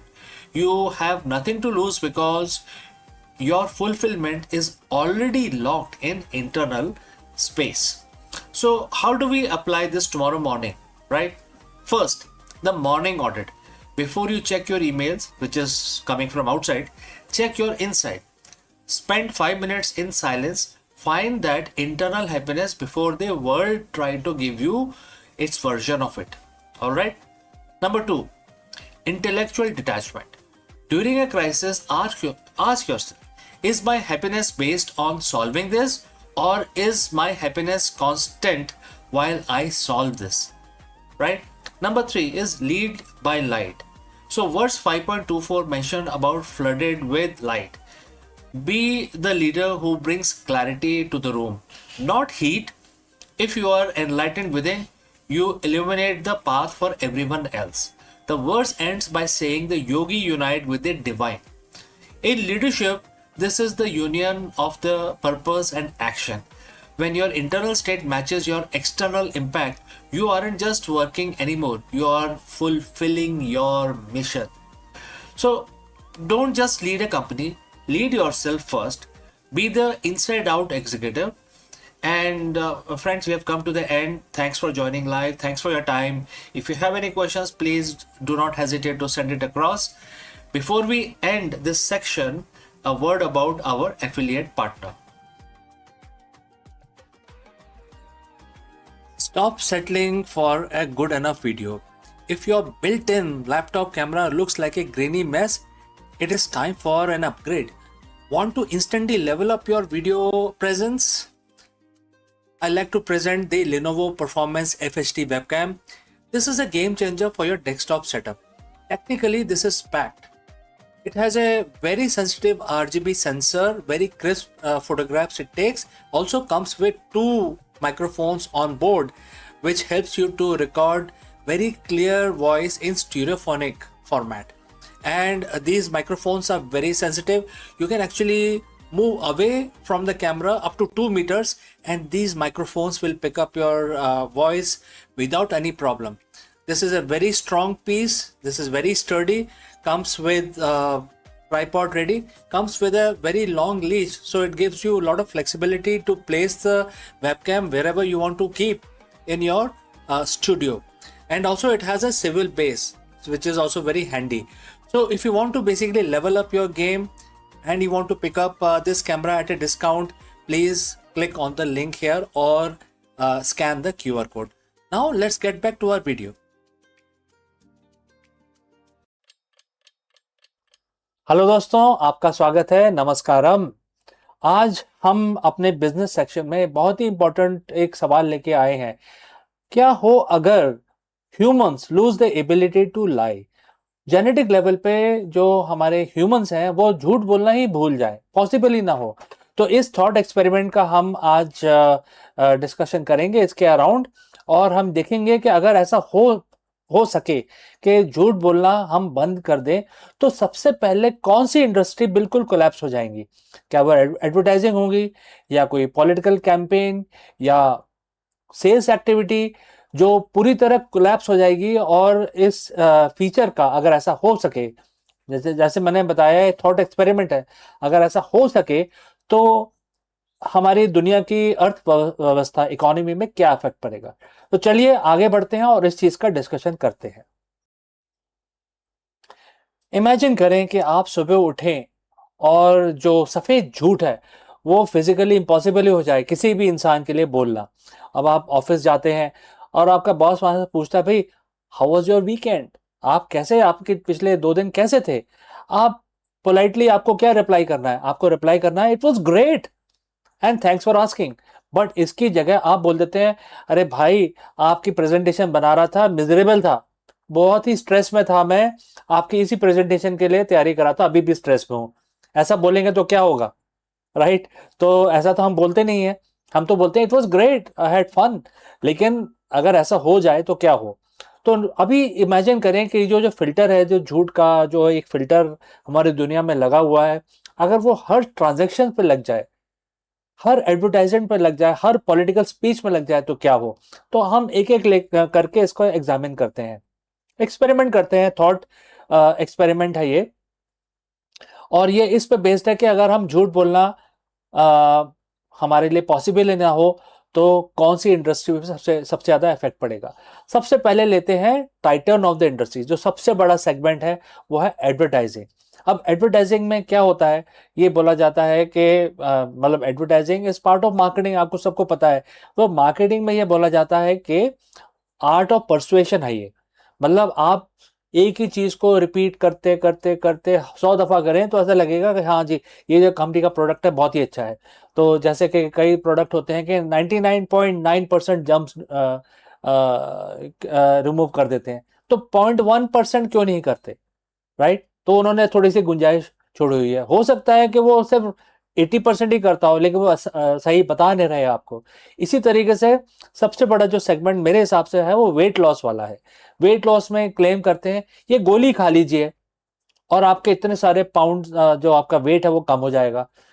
आपको नहीं लगता है कि झूठ है ये, कि अगर गोली खा ली और उससे अगर वजन कम होने लगा तो सारे पतले हो गए होते हैं अभी तक?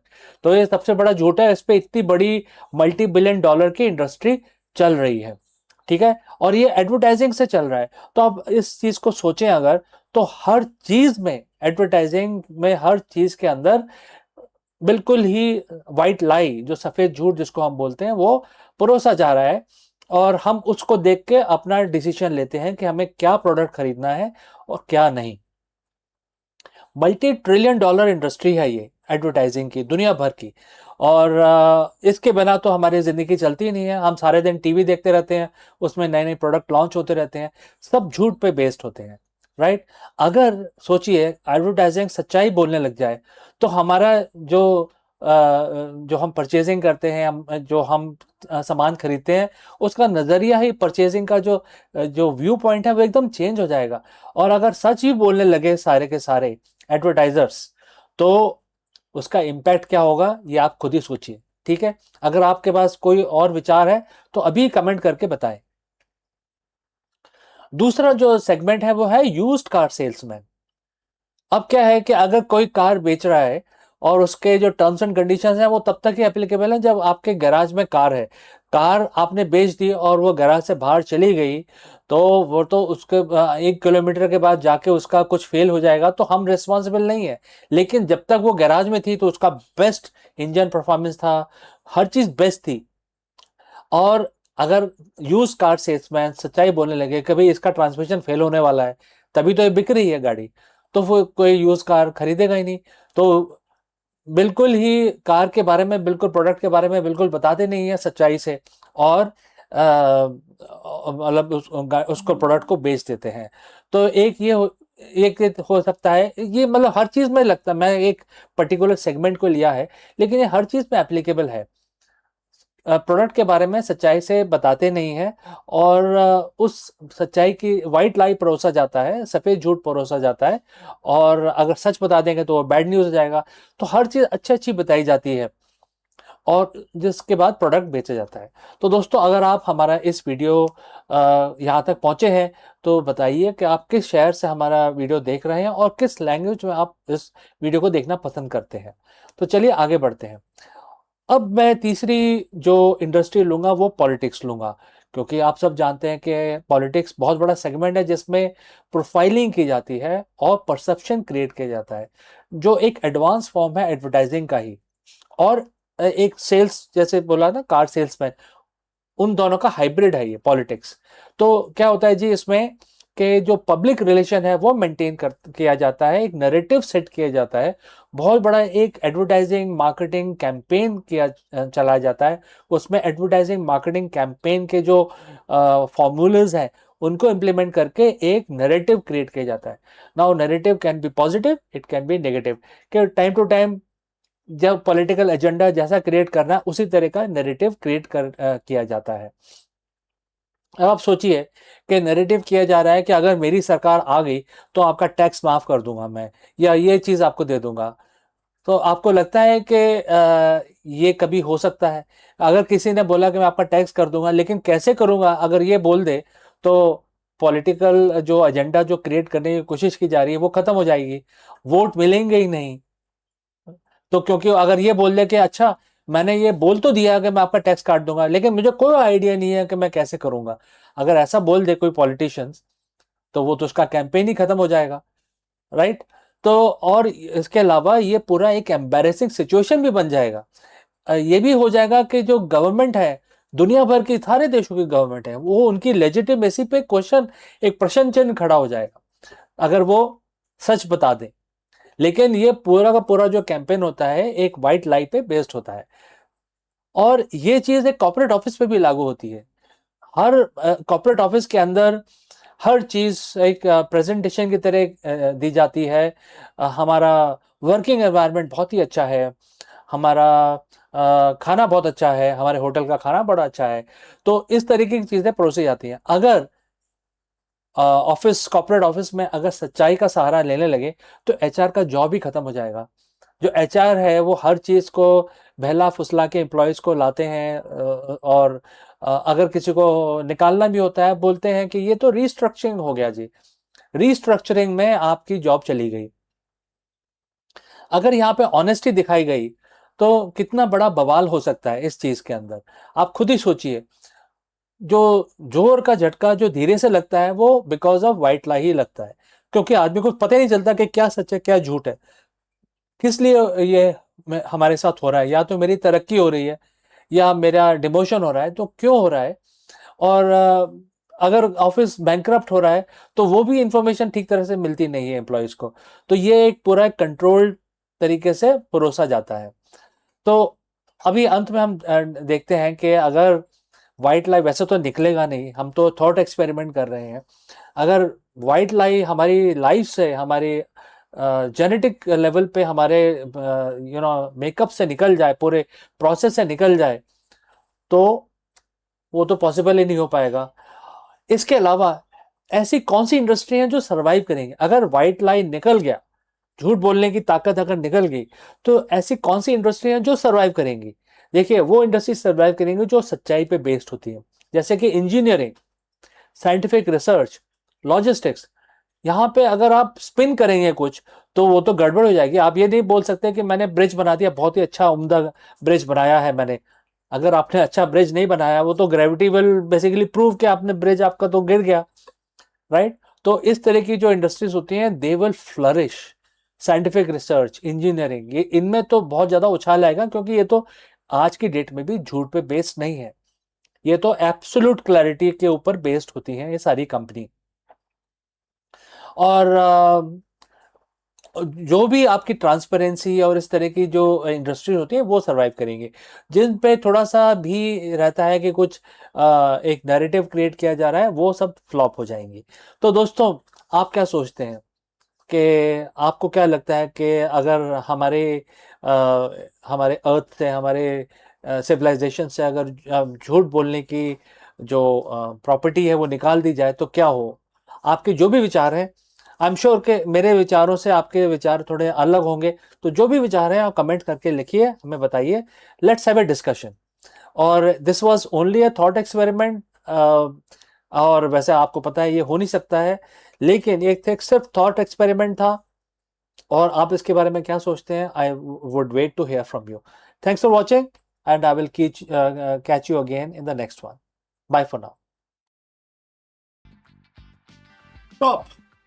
Before you hit the delete channel button or give up on your next upload, you need to watch this. Most creators quit YouTube exactly 3 feet from the gold. They see flat lines in their analytics and assume they are failing. But in reality, they are simply in a ghost phase, the period where the algorithm tests your consistency and your skills are being sharpened for the big break. In this video, we dive deep into the psychology of the content creation and why zero views might actually be your biggest competitive advantage. How? Let us discuss this further. You are checking your phone again. It's been 3 hours since you uploaded your latest video and the one you spent all weekend editing. You have refreshed the studio app 10 times and the number hasn't budged. 4 views, 2 of which were probably you. The thought starts creeping in. Is this even worth it? You see other creators blowing up overnight and you feel like you are shouting into a void. You are ready already to quit, but before you hit that delete channel button, I need you to understand one thing. You aren't failing. You are actually in the most important phase of your journey. Most creators quit exactly 3 feet from the goal. Today I'm going to show you why nobody is watching is actually your secret weapon, and why your biggest breakthrough is like hidden right behind the urge to give up. Let's dive in. But before, if you have reached this far, please inform us from which city you have tuned in and in which language you are watching this video. This will help us determine the reach of our channel. I would also know who's watching and who's not. Alright, let's proceed further. Let's address the elephant in the room, which is the algorithm. We talk about it like it's a sentient being that hates us. It doesn't, but it's a system built on trust. When you are a new creator or you're trying to pivot, you enter what I call the ghost phase. Think about it. Why would YouTube push your content to millions of people if you are only person you can stay consistent for only 2 weeks? The algorithm is testing two things: your competence and your consistency. During this ghost phase, you have a massive advantage that no big creator has, which is freedom to fail. When nobody is watching, you can experiment, you can find your voice, you can mess up the lighting, and you can make terrible jokes without hundreds and thousands of people judging you. This is your training ground. You are not being ignored, you are being incubated. This is the concept from the book Atomic Habits, called the plateau of latent potential. We expect progress to be in a straight line up. We think if I put in X amount of work, I should see X amount of views. But the growth on YouTube is exponential, not linear. You spend months, maybe years, working in the valley of disappointment, and this is where you are putting in the work, but the result aren't showing yet. You are building the foundation. It's like bamboo tree. It grows underground for 5 years, developing a massive root system, and then it shoots up 80 feet in 6 weeks. So if you quit during the root building phase, the tree will never grow. Every video you make into a flop is actually a root. It's a data point. It's a lesson. It's one step closer to the 80-foot breakthrough. So why do most creators quit right before they win? It's because of the psychological phenomena called cognitive friction. The effort required to make a video feels much higher than the reward of 10 views. To survive this, you have to shift your win condition. If your win condition is to get 1000 views, you get 50, you feel like as if you have lost it. You feel defeated. But if your win condition is like getting 1% better at color grading, or write a more compelling hook, or you do that, you have won already, right? I mean, if you do all of these core competencies, regardless of the view counts, don't you think so? Winning on YouTube is a war of attrition. The pros aren't necessarily the most talented people on the platform. They are the one who refuse to go away. They stayed in the game long enough for the luck to find them. Because on YouTube, luck is just where the preparation meets the long enough timeline. Now, as a disclaimer, I'm not saying that you should keep doing exactly the same thing if it is not working. There is a difference between quitting and pivoting. If you have made 50 videos and they all have 0 views, don't quit YouTube. Change your strategy. Maybe your thumbnails are weak. Maybe your intros are too slow. Use the silence to audit yourself. When nobody is watching, you have the lowest stakes possible to reinvent yourself. Don't you think so? So ask yourself, am I making content for me, or am I making content that solves a problem or provide value for someone else? Once you align your passion with audience's need, the nobody watching problem start to disappear. The hardest part of YouTube isn't the editing or the SEO. It is the mental game. It is showing up on Tuesday morning to film a video when your last 3 uploads tanked. But remember this, every major creator you admire today, from Mr. Beast to MKBHD, had a period where they were talking making videos, but generating 0 interest, 0 views. They felt exactly how you feel right now. The only difference between them and millions of abandoned channels is that they decided to post one more time. Your breakout video is already in your head. It's coming. It's going to come, definitely. But you can't find it cannot find you if you weren't there to upload it, right? So don't quit. Just get 1% better today. So friends, what do you think? If you have any question or if you want to know more, please leave a comment below, and I will see you again in the next one. Before I take your leave, a word about our affiliate partner. Stop settling for a good enough video.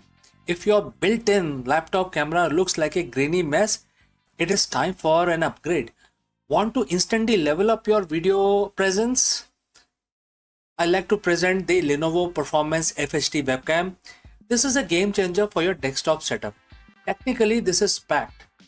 It has a very sensitive RGB sensor, very crisp photographs it takes. Also comes with two microphones on board, which helps you to record very clear voice in stereophonic format. And these microphones are very sensitive. You can actually move away from the camera up to 2 meters, and these microphones will pick up your voice without any problem. This is a very strong piece. This is very sturdy.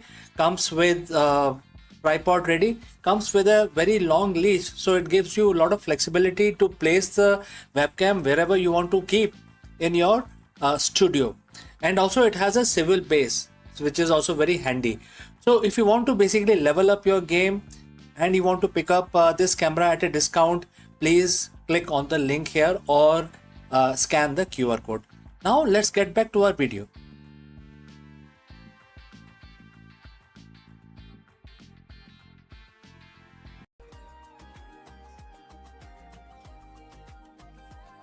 In the dawn of Vedic age, when human curiosity first turned towards the stars and the mystery of fire, one stage stood at the crossroad of spirituality and science. So we are talking about Rishi Angira. He became a pioneer of knowledge system that shaped Indian knowledge system and the thought that stayed for millennia. Angiras looked at fire not merely as a ritual but as a very essence of energy, transformative, purifying and eternal. He listened to the sound not only as a chant but as a scientific medium, a carrier of wisdom across generation. He gazed the cosmos and saw order, symmetry and proportion, principle that would echo in maths and astronomy long after his time. And above all, he taught that the body, mind and universe were not separate realms, but a reflection of one harmonious whole. And in 2026, the contribution of Rishi Angira feels more relevant than ever because his teachings sit at the intersection of science, philosophy and holistic living, exactly where the modern society is searching for balance. In the vast tapestry of India's spiritual and intellectual heritage, few figures stand out as bright as Rishi Angira. Counted among the Saptarishi, he was not only a seer of divine truth, but also a pioneer where the insight laid the foundation of astronomy and mathematics and definitely the sound and how to actually handle the sound and the holistic philosophy. His legacy reminds us that the root of science and spirituality in India are deeply intertwined. So Angira is often described as the sage of fire. In Rig Veda, his hymn of Agni reveals a profound understanding of fire, not merely a physical phenomena, but as a universal principle of energy, transformation, and purification. Fire consume and transform, and also that. So it transform into kind of a energy, and it also into purifying, and in this whole process a renew idea that resonate with the modern science notion of energy conservation and thermodynamics. For Angira, the Agni or the fire was both a deity and a metaphor. The eternal flame that linked the material world with the cosmic order. His vision of fire as energy linked to the transformation and purification, and that even resonate today also, and we that also focus on renewable energy and sustainable practices. So Angira reminds us that the energy is not just a resource, but a principle of harmony. So today we are keen regarding energy and sustainability, aren't we? So, but Angira's vision extended far beyond fire. He was deeply engaged with the cosmos and observing the star and the cycle of time. His association with the Rishi constellation reflect the Vedic tradition of linking sage to celestial bodies. In this way, Angira helped establish astronomy not merely as a tool but for a ritual, but a science of cosmos rhythm. His teaching emphasized that the heavens were not a distinct mystery but a living pattern guiding human life.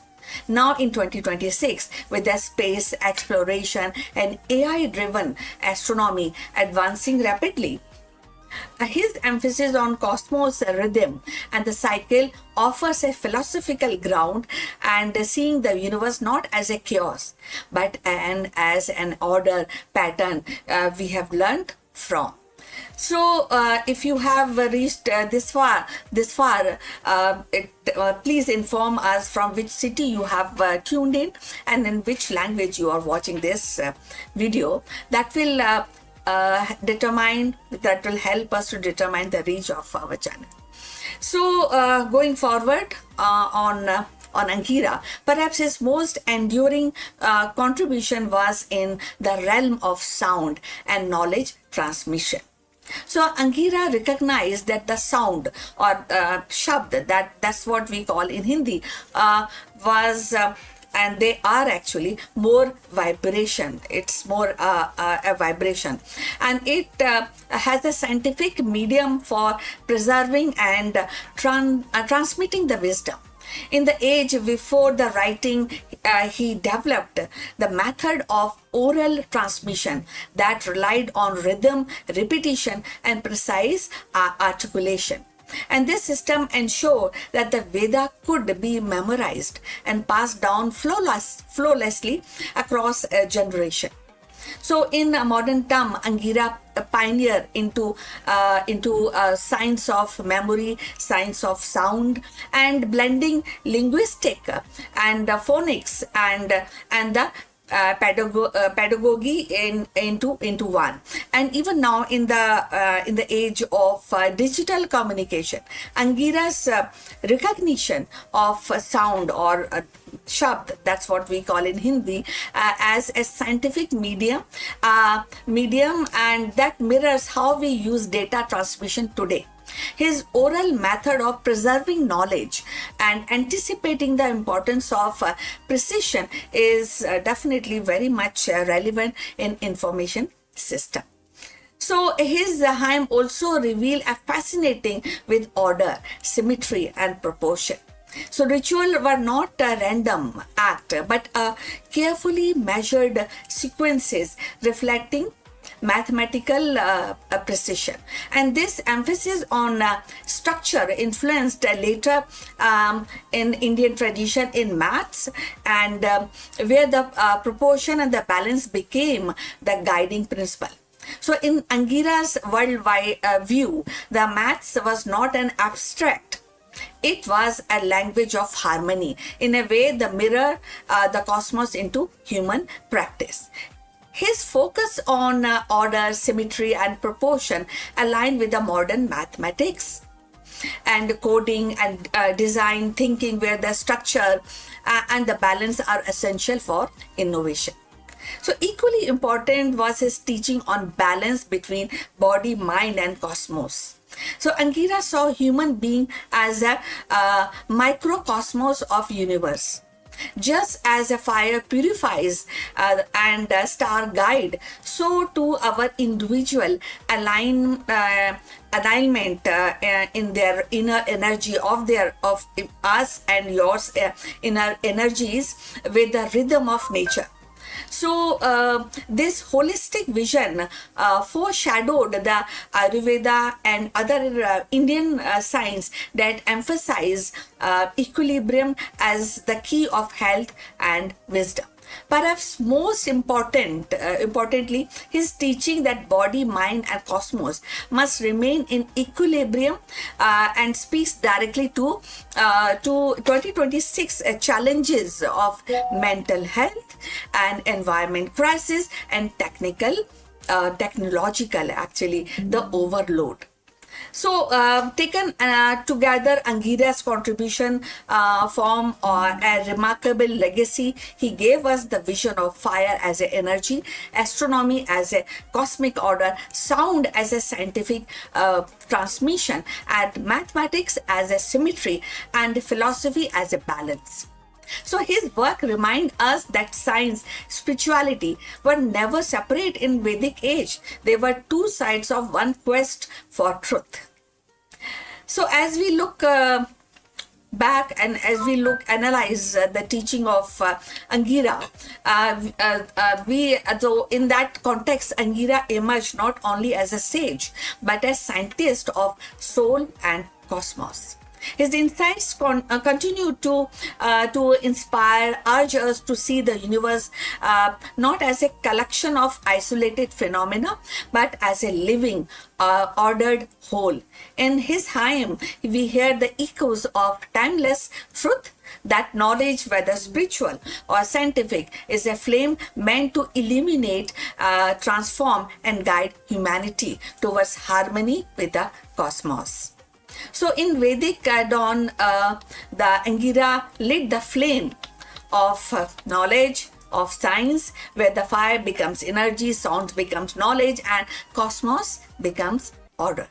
So in the end, Rishi Angira emerged not as a sage of Vedic age, but a visionary who saw science and spirituality as two currents of same river. His hymn to fire reveals the energy as a principle of transformation and purification. His devotion to sound gave humanity a flawless system of oral knowledge transmission, ensuring the wisdom echo across the centuries. And his fascination with symmetry and proportions seeded the spirit of mathematics, while his gaze at the star aligned human life with the cosmos rhythm. What Angira taught us was simple yet profound. The body, the mind, and the cosmos are not separate realm, but reflection of the same kind of alignment, same as a kind of living, the way of living, actually.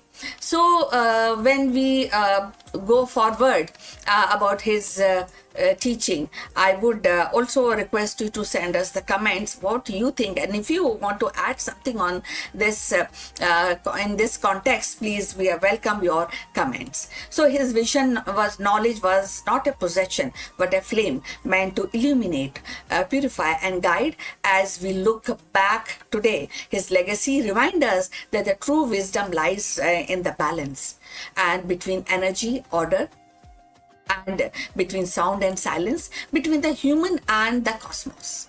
So please send, as I was requesting you, send your comments on this subject, and also please subscribe our channel for more insights to Indian spirituality, mythology. So see you in the next one. But before we end, a few words about our affiliate partner.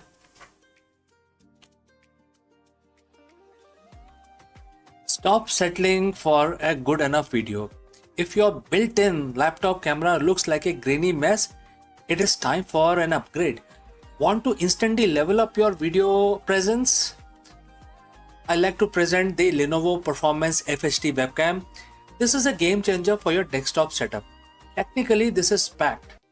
It has a very sensitive RGB sensor, very crisp photographs it takes. Also comes with two microphones on board, which helps you to record very clear voice in stereophonic format. And these microphones are very sensitive. You can actually move away from the camera up to 2 meters and these microphones will pick up your voice without any problem. This is a very strong piece. This is very sturdy. Comes with tripod ready. Comes with a very long leash, so it gives you a lot of flexibility to place the webcam wherever you want to keep in your studio. And also it has a swivel base, which is also very handy. So if you want to basically level up your game and you want to pick up this camera at a discount, please click on the link here or scan the QR code. Now let's get back to our video.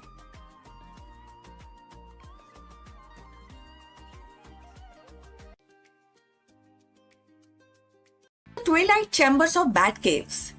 Science listens to the whispers carried on wings. Each flutter is more than a movement. It is a messenger of hidden viral world evolving in silence yet capable of reshaping human history. These caves are ecological crossroads where bats, viruses and environment is intertwined in a delicate balance. Deep inside the humid darkness of Bat Cave, science finds a living lab where the ecology, virology, and human destiny intersects. Bats, with their extraordinary diversity and a global distribution, are reservoir of countless viruses, many harmless within their host, but some with the potential to leap across the species boundaries. The study of virus ecology in these caves is not simply an exercise in curiosity. It is a frontline defense against the next pandemic. Researchers entering these caves are greeted by a symphony of wings and echoes, but beneath the spectacle lies a complex web of interactions. Viruses circulate among bat population through social grooming, shared routes, and feeding habits. Each colony becomes a microcosm of viral exchange, and where the genetic material mutates, recombines, and occasionally acquired the traits that makes cross-species infection possible. By observing these dynamics, scientists gain predictive insight into zoonotic spillover, the moment when the pathogen jumps from animals to humans. And these recent fieldwork has revealed that a spillover risk is not random. It is shaped by ecological pressures, food scarcity, or maybe driving bats closer to human settlement, seasonal migration, concentration of the population, and environmental stress, weakening the immune defenses. So in these caves, near agricultural zone, bats often we find them in fruit orchids and leaving salivas, droppings that can actually contaminate the produce. So such ecological bridges create pathways for virus to escape from their natural host. So if you have reached this far, please inform us from which city you have tuned in and in which language you are watching this video. This will help us in determining the reach of our channel. So moving forward on this interesting topic, the bat cave thus become a metaphor for a porous boundary between wilder habitat and the civilization. By squeezing viral genomes and collecting them from the salivas and other material which is like droppings, scientists can map evolutionary trajectories, and identifying which strain show sign of adapting to mammalian cells beyond bats.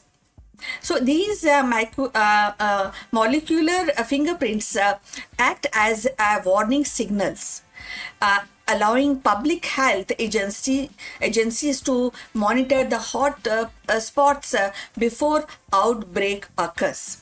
So equally important are the behavioral observations.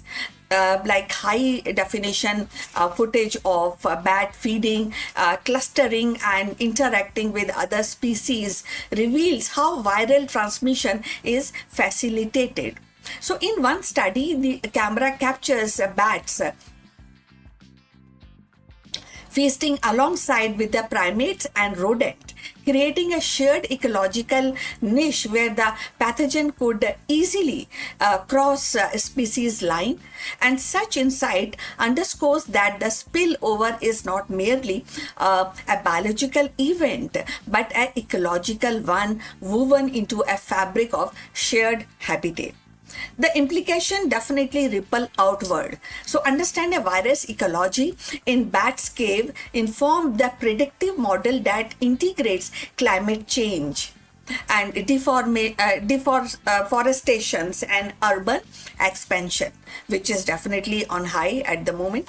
Now, as forests shrink, the caves are disturbed. Bats are forced into a closer contact with human, amplifying the risk.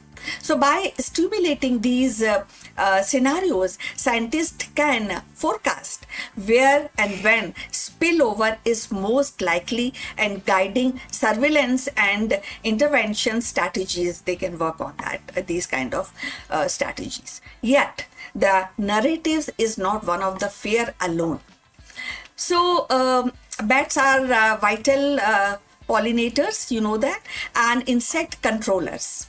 So essential to definitely essential to ecosystem. Now, when we demonize them and would be like counterproductive.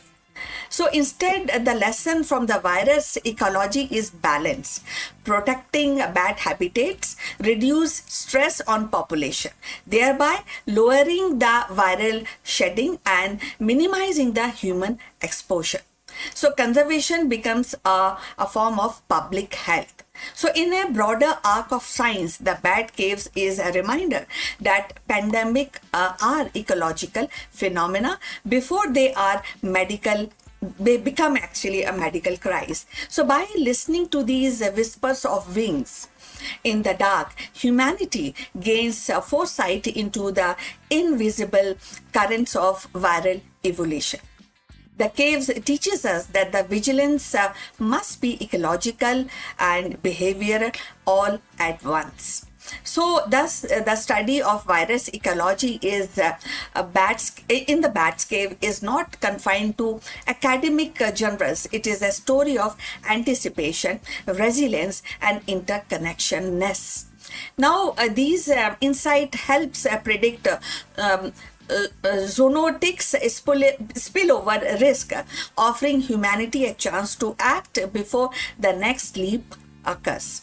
So, in the shadow of the caves, science illuminates pathway to of prevention and turning potential catastrophe into knowledge and knowledge into preparedness. From the echoes in the dark to insight in the lab, the bat caves teaches vigilance. So, and protecting habitats, decoding viral patterns, and respecting the ecological balance are not just act of science; they are act of survival. Now, the bat cave, once seen as a mysterious refuge of night, now stands revealed or as a vital classroom for humanity. Now, within these shadows, viruses evolve, adapt, and remind us of the fragile thread that binds ecosystem together. So by decoding these hidden exchanges, the scientists are not merely studying the bats, they are safeguarding the future of human health. The lesson is very clear. Pandemics are born at the intersection of ecology and society, and the prevention begins with the understanding. Protecting habitats, respecting biodiversity, and listening to the signals of nature are the act of foresight. So, in the quiet echoes of caves, we find both warning and wisdom. An urgent call to balance our relationship with the natural world before the next leap occurs. So, We would look forward your comments, what you think about this subject. And we have come to the end. Thanks for watching, and please like and subscribe our channel. See you in the next one. But before we end this video, a few words from our affiliate partner. Stop settling for a good enough video.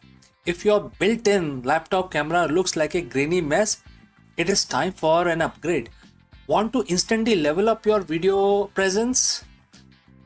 I like to present the Lenovo Performance FHD webcam. This is a game changer for your desktop setup. Technically, this is packed. It has a very sensitive RGB sensor, very crisp photographs it takes. Also comes with 2 microphones on board, which helps you to record very clear voice in stereophonic format. And these microphones are very sensitive. You can actually move away from the camera up to 2 meters, and these microphones will pick up your voice without any problem. This is a very strong piece. This is very sturdy. Comes with tripod ready, comes with a very long leash, so it gives you a lot of flexibility to place the webcam wherever you want to keep in your studio. And also it has a swivel base, which is also very handy. So if you want to basically level up your game and you want to pick up this camera at a discount, please click on the link here or scan the QR code. Now let's get back to our video.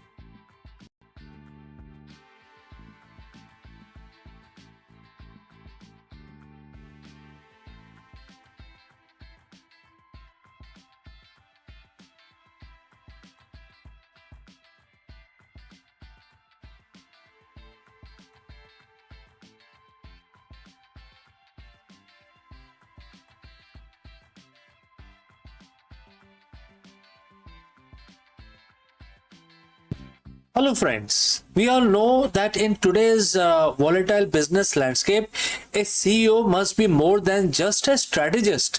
They must be a vision bearer, a protector, an innovator, and a stabilizing force. Therefore, in this video, we decode the lessons learned from Bhagavad Gita and reveal the ultimate CEO matrix, a 12-point leadership framework hidden in plain sight for thousands of years. Let's go. Take a look at the modern C-suite. Today's CEO is expected to be visionary, futurist, a flawless operator, and a compassionate HR leader, a ruthless cost cutter, and an unshakable anchor during a crisis. We are told to look at Silicon Valley playbook, Ivy League case studies, and agile framework to survive. But what if the most comprehensive all-weather matrix for executive leadership wasn't written in a modern business school? What if it was mapped out thousands of years ago? So friends, welcome back. Today we are cracking open a timeless text that Bhagavad Gita talks about, specifically mentioned in chapter 9 verse 18. In this single verse, an incredible 12-point leadership framework is laid out. We call it an ultimate CEO matrix. Let's decode how these 12 ancient principles can completely redefine how you run your business today. So friends, if you have reached this far, please inform us from which city you have tuned in and in which language you are watching this video. This will help us determine the reach of our channel. Alright, let's proceed further. Let's look at the text.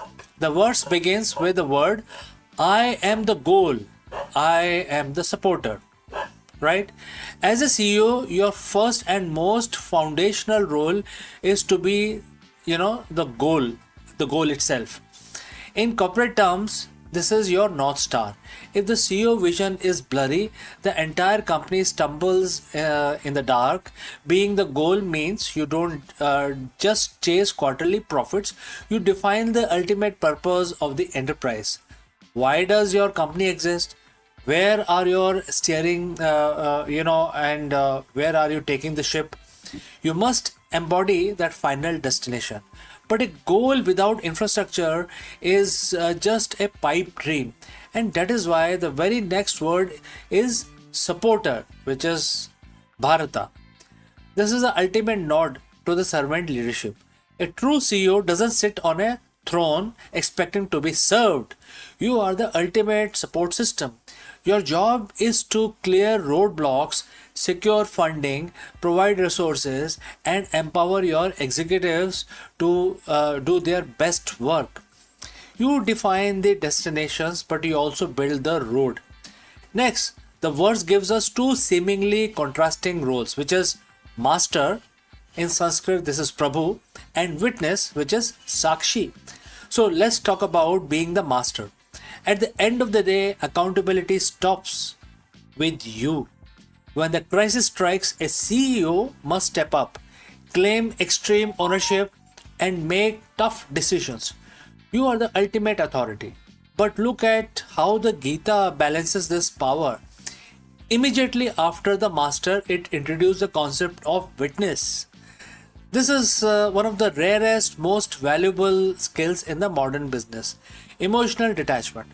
As a witness, a CEO must be able to step back from the daily fire drill, put ego aside, and observe the company objectively. Are your sales dropping because of the market trends or because your product is genuinely losing relevance? If you are too emotionally reactive as a master, you will make panicked decisions.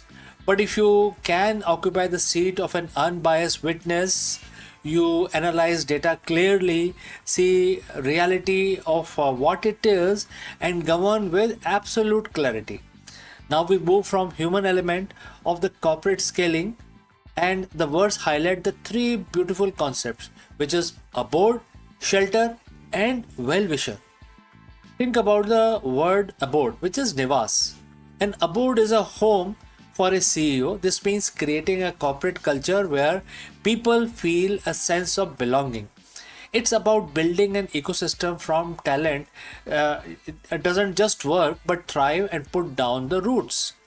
And when things go wrong, because they have always do, you must become the shelter. In the modern corporate world, fear paralyzes innovation. If your employees think a single mistake will get them fired, they will play it safe. When a microeconomics downturn hit or a bold product launch fail, a stellar CEO act as a shield. You take the blame externally while giving your team the psychological safety internally to learn, pivot, and fix it. And you do this because you are their well-wisher. A well-wisher is a friend who expects nothing in return. As a CEO, your leadership shouldn't be purely transactional. You must genuinely care about the growth, well-being, and future of your people, your customers, and your stakeholders as well. When people know their leader genuinely desire their success, loyalty isn't demand, it's naturally given. Now let's pivot to the strategy and operations. Bhagavad Gita introduced a profound triad: creation, destruction, and maintenance. This is literally the life cycle of every product, every business unit, and every market economy. First, creation. A CEO must drive innovation. You are the entrepreneurial spark, pushing for the new R&D, entering new markets, and birthing new ideas. But you cannot have creation without destruction. So in business, this is what legendary economist Joseph Schumpeter called creative destruction. As a leader, you must have courage to kill an underperforming project, sunset legacy products, and disrupt your own business models before competitor does it for you. And while you balance creating the new and destroying the old, you must also master the maintenance. This is the operational excellence. It's optimizing cash flow, stabilizing supply chain, and keeping the core engine of your company running flawlessly. The ultimate CEO knows exactly when to create, when to maintain, and when to ruthlessly destroy. Finally, the verse conclude with the ultimate asset management strategy, the reservoir and the eternal seed. The reservoir is where the wealth and the resources are stored. In business, this is your capital allocation, your treasury, your reserves, and your talent pool. A reckless CEO burns through cash to chase vanity metrics. A visionary CEO builds a deep reservoir so the company can survive dry seasons, funding droughts, and unexpected market recessions. And lastly, we have the eternal seed. What is the seed? A seed is something small today that holds the genetic blueprint of a massive forest tomorrow. Every decision you make as an executive should be a seed planted for the future. This is about legacy. It's about succession planning. It's about building a corporate value that outlasts your tenure, outlasts your current product line, and survive the decades to come. So to look at a complete matrix: goal, supporter, master, witness, abode, shelter, well-wisher, creation, destruction, maintenance, reservoir, and the eternal seeds. So when you synthesize chapter 9 verse 18 of the Bhagavad Gita, you realize that leadership isn't a one-dimensional job.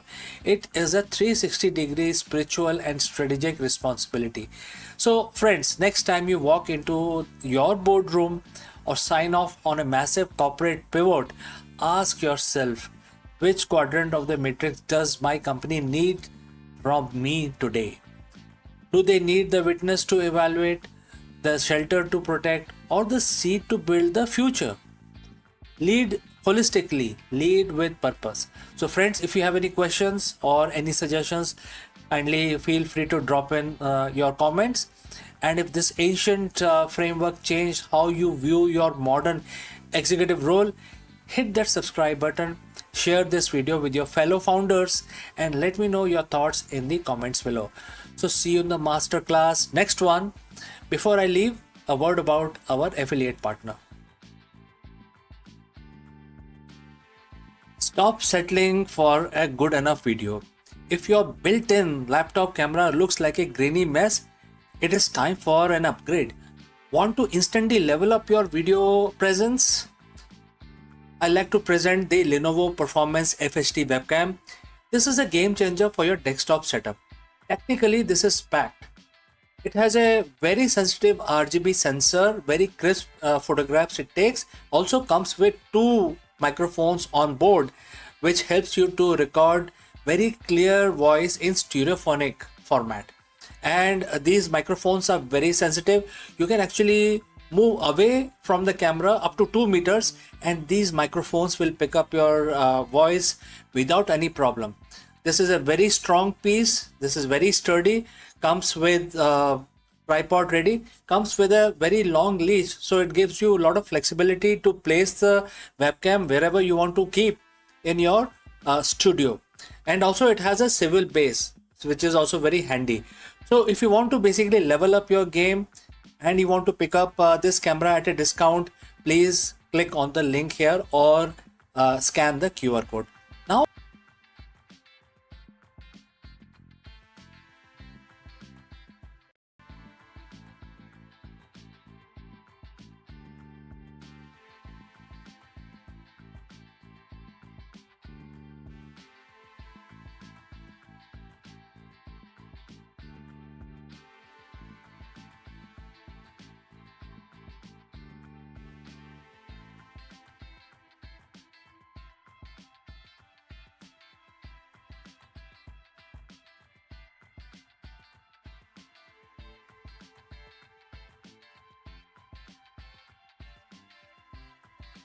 in the grand symphony of India's philosophical heritage, Rishi Jamini's voice rises like a drumbeat of duty, which is steady, resonant, and timeless. While sages sought liberation through knowledge or devotion, Jamini declared that the universe itself is upheld by action. And his Mimamsa Sutra transformed rituals into cosmic law, dharma, that is righteousness, into a daily rhythm, and responsibility into the very heartbeat of existence. Today in 2026 and beyond, his vision of ritual as responsibility echoes anew and remind us that the yajna of sustainability, justice, and compassion are the modern duties that keep our fragile world in balance. So let's find out more.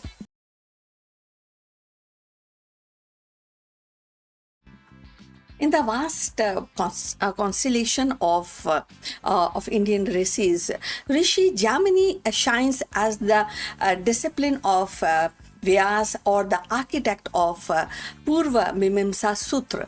His work carved a distinct path of Hindu philosophy, one that emphasized the authority of Veda and the sanctity of ritual. And of course, it is also a binding power of dharma, which is righteousness. Whether other schools sought liberation through knowledge or devotion, Jamini's Mimamsa place the spotlight on the action, rituals, as they actually turn out as a bridge between humanity and the cosmic order. So Jamini's contribution to Hinduism was profound, and definitely it is profound even today. He argued that Vedas are eternal and self-validating and required no external proof. So in his vision, the ritual prescribed in Vedas were not mere a symbolic act but an engine of cosmic harmony. Each mantra and each offerings was a thread in the tapestry of dharma, which is righteousness, and sustaining balance between seen and unseen world. For Jamini, liberation was not the ultimate goal. Rather, the fulfillment of duty and the perpetuation of order were paramount.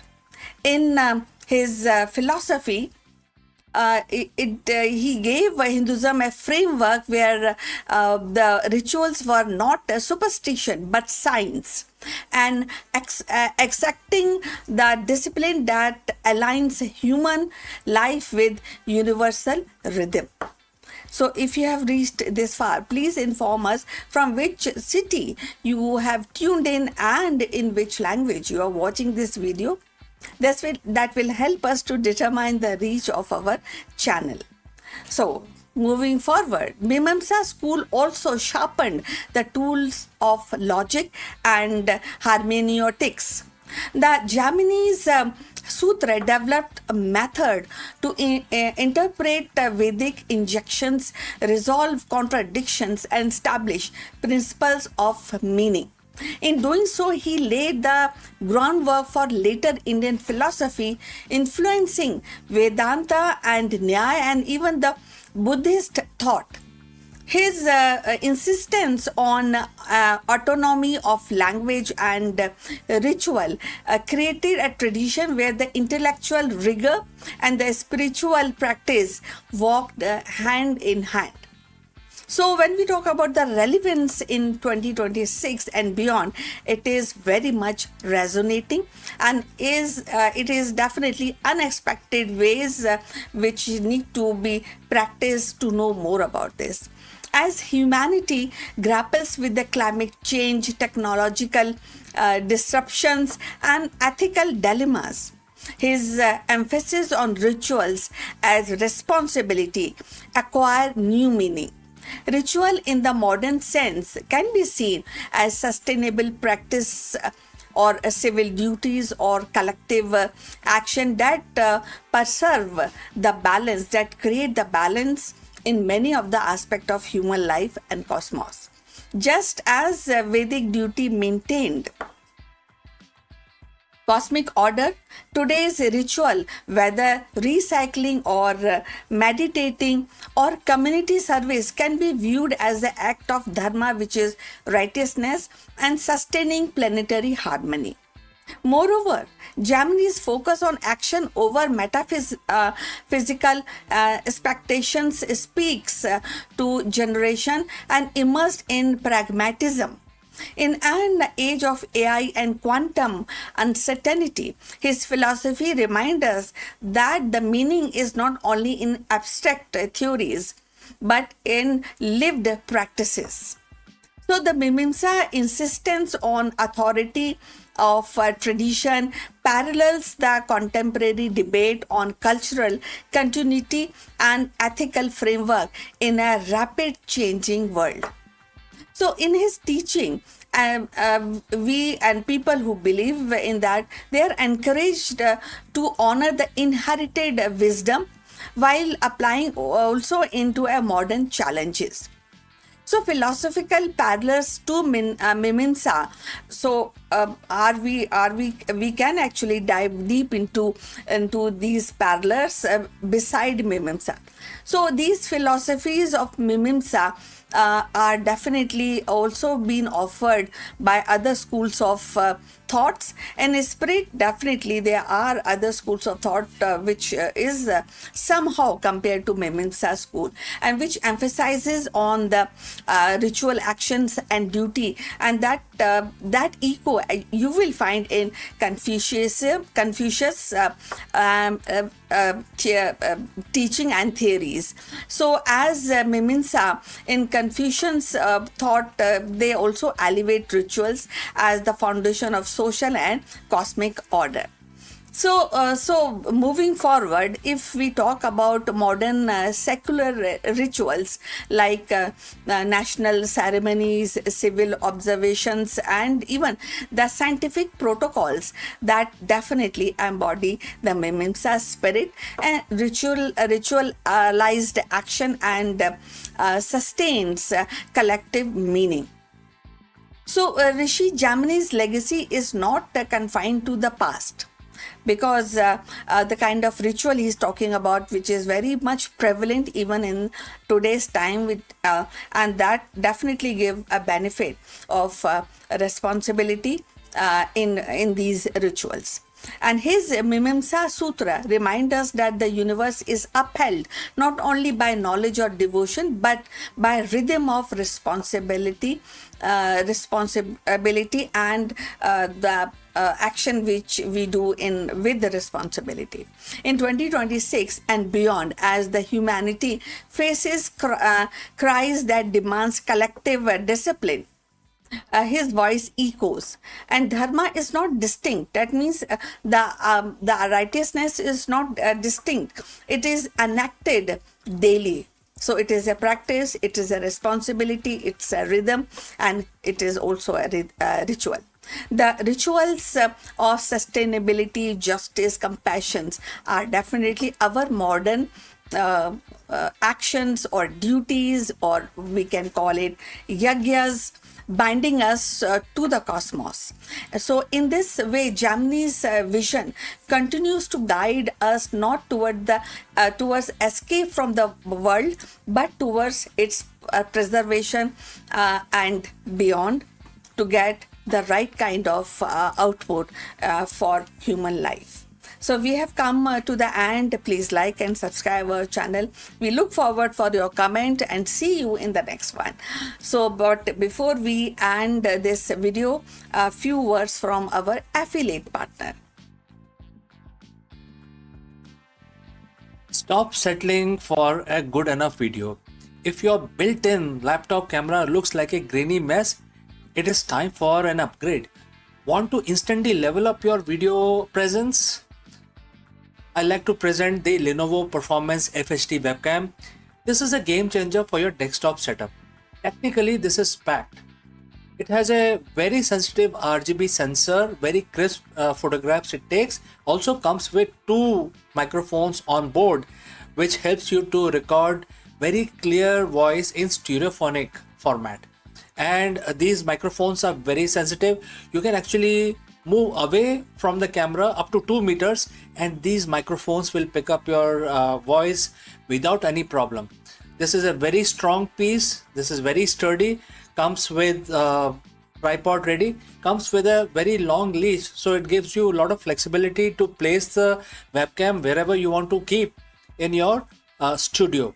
And also it has a swivel base, which is also very handy. So if you want to basically level up your game and you want to pick up this camera at a discount, please click on the link here or scan the QR code. Now let's get back to our video.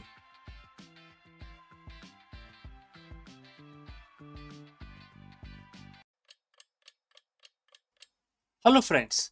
Are you leading with clarity or are you reactive to the market chaos? In this video, we break down one of the most powerful management philosophies ever written, and that is Bhagavad Gita, mentioned in chapter 2 very clearly in verse 15. While the modern business culture often celebrates the hustle, the ancient wisdom teaches that the truly elite leader possesses something far more rare, which is equanimity.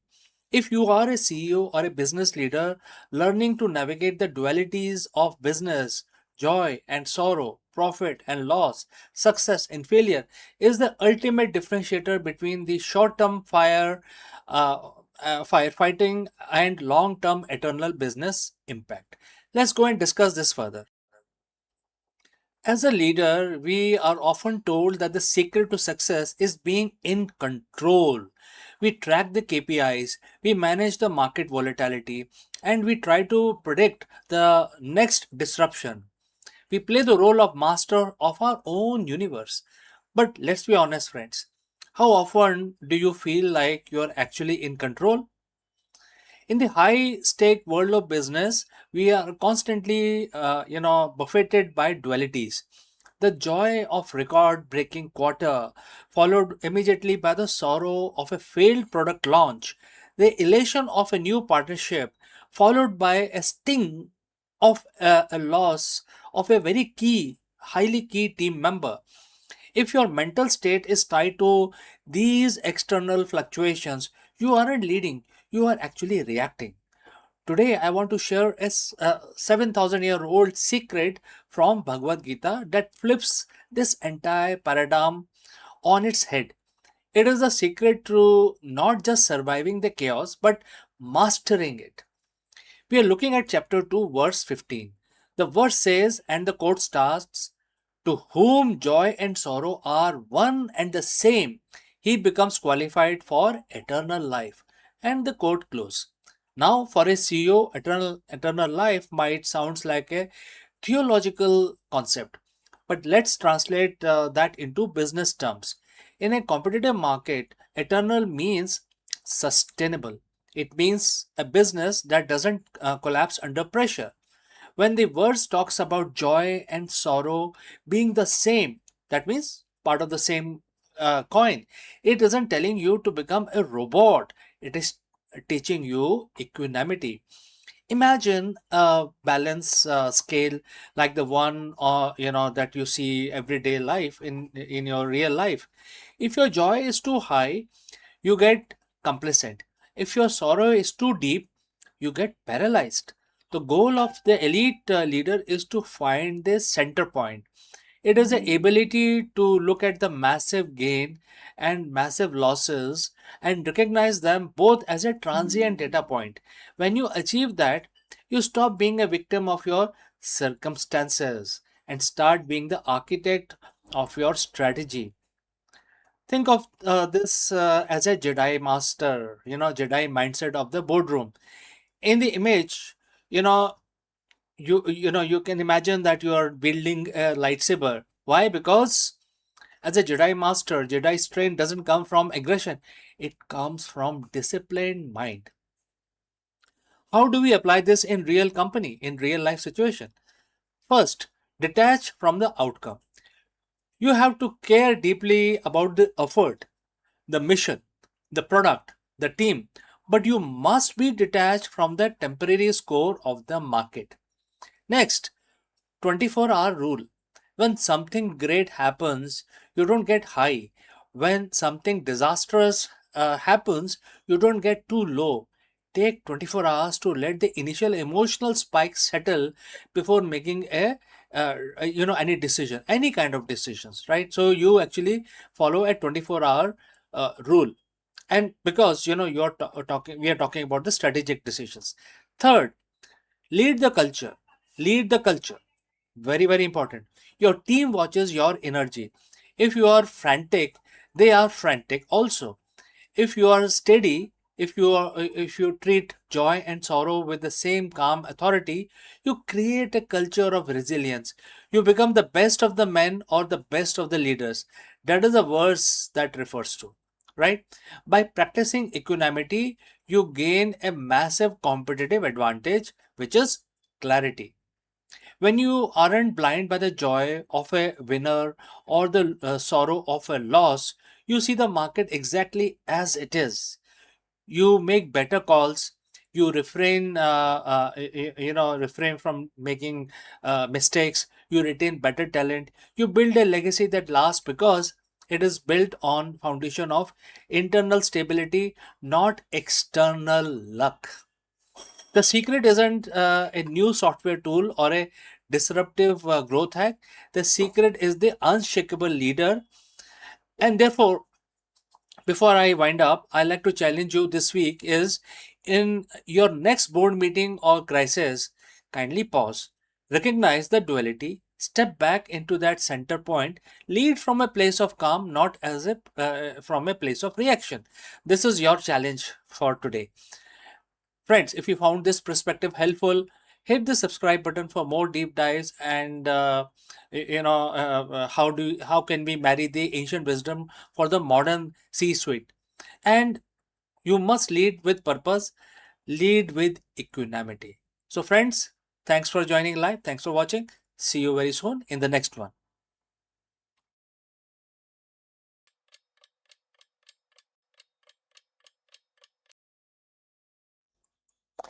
नमस्कार दोस्तों, आप सबका स्वागत है। और हर रोज की तरह हम अपना दिन शुरू करेंगे तो भगवान की पूजा करेंगे। और आज शनिवार है तो आपको सबको पता होगा, ज्ञात होगा कि जो शनिवार का जो दिन है वो शनि भगवान के लिए सुरक्षित किया गया है, उनके ऊपर समर्पित है। और आप सब जानते होंगे कि जो शनि भगवान है वो कार्य के देवता है, मतलब आप जितना कर्म करेंगे उतने ज्यादा वो आपको फल देते हैं। तो आज शनिवार है तो आज हम भगवान की प्रार्थना करते हैं, भगवान की स्तुति करते हैं। हर रोज की तरह हम 11 दफा एक मंत्र का उच्चारण करेंगे जो शनि भगवान की पूजा के हेतु है। और रोज की तरह हम इस काउंटर को यूज करेंगे। इसमें देख सकते हैं, इसमें नंबर है तो हमें आसानी होती है कितने बार हो गया ये हमें पता चल जाता है। तो ठीक है, आप जैसा भी करना चाहें, आप माला का इस्तेमाल कर सकते हैं या अपने फिंगर टिप्स का भी इस्तेमाल कर सकते हैं, नो प्रॉब्लम। लेकिन 11 दफा करना है। आप हमारे साथ जुड़ें और हमारे साथ इस मंत्र का उच्चारण करें। इससे शनि भगवान काफी खुश होते हैं। और ध्यान रहे कि शनि भगवान जो हैं ये काफी मतलब बहुत ही कर्म के वो हैं, स्वामी हैं। तो अपने कर्म को आप ठीक रखें, इसका भी ध्यान रखें। तो चलिए हम हाथ जोड़ के नमन करते हैं और भगवान शनिदेव का ध्यान शुरू करते हैं। ओम शन शनिश्चराय नमः। ओम शन शनिश्चराय नमः। ओम शन शनिश्चराय नमः। ओम शन शनिश्चराय नमः।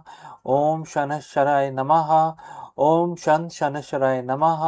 ओम शन शनिश्चराय नमः। ओम शन शनिश्चराय नमः। ओम शन शनिश्चराय नमः। ओम शन शनिश्चराय नमः। ओम शन शनिश्चराय नमः। तो इसके साथ हमारी आज की पूजा समाप्त हुई। बस अभी थोड़ी देर में दोबारा मिलते हैं दूसरे वीडियो में। तब तक के लिए आपका दिन शुभ रहे और मंगलमय रहे। नमस्कार।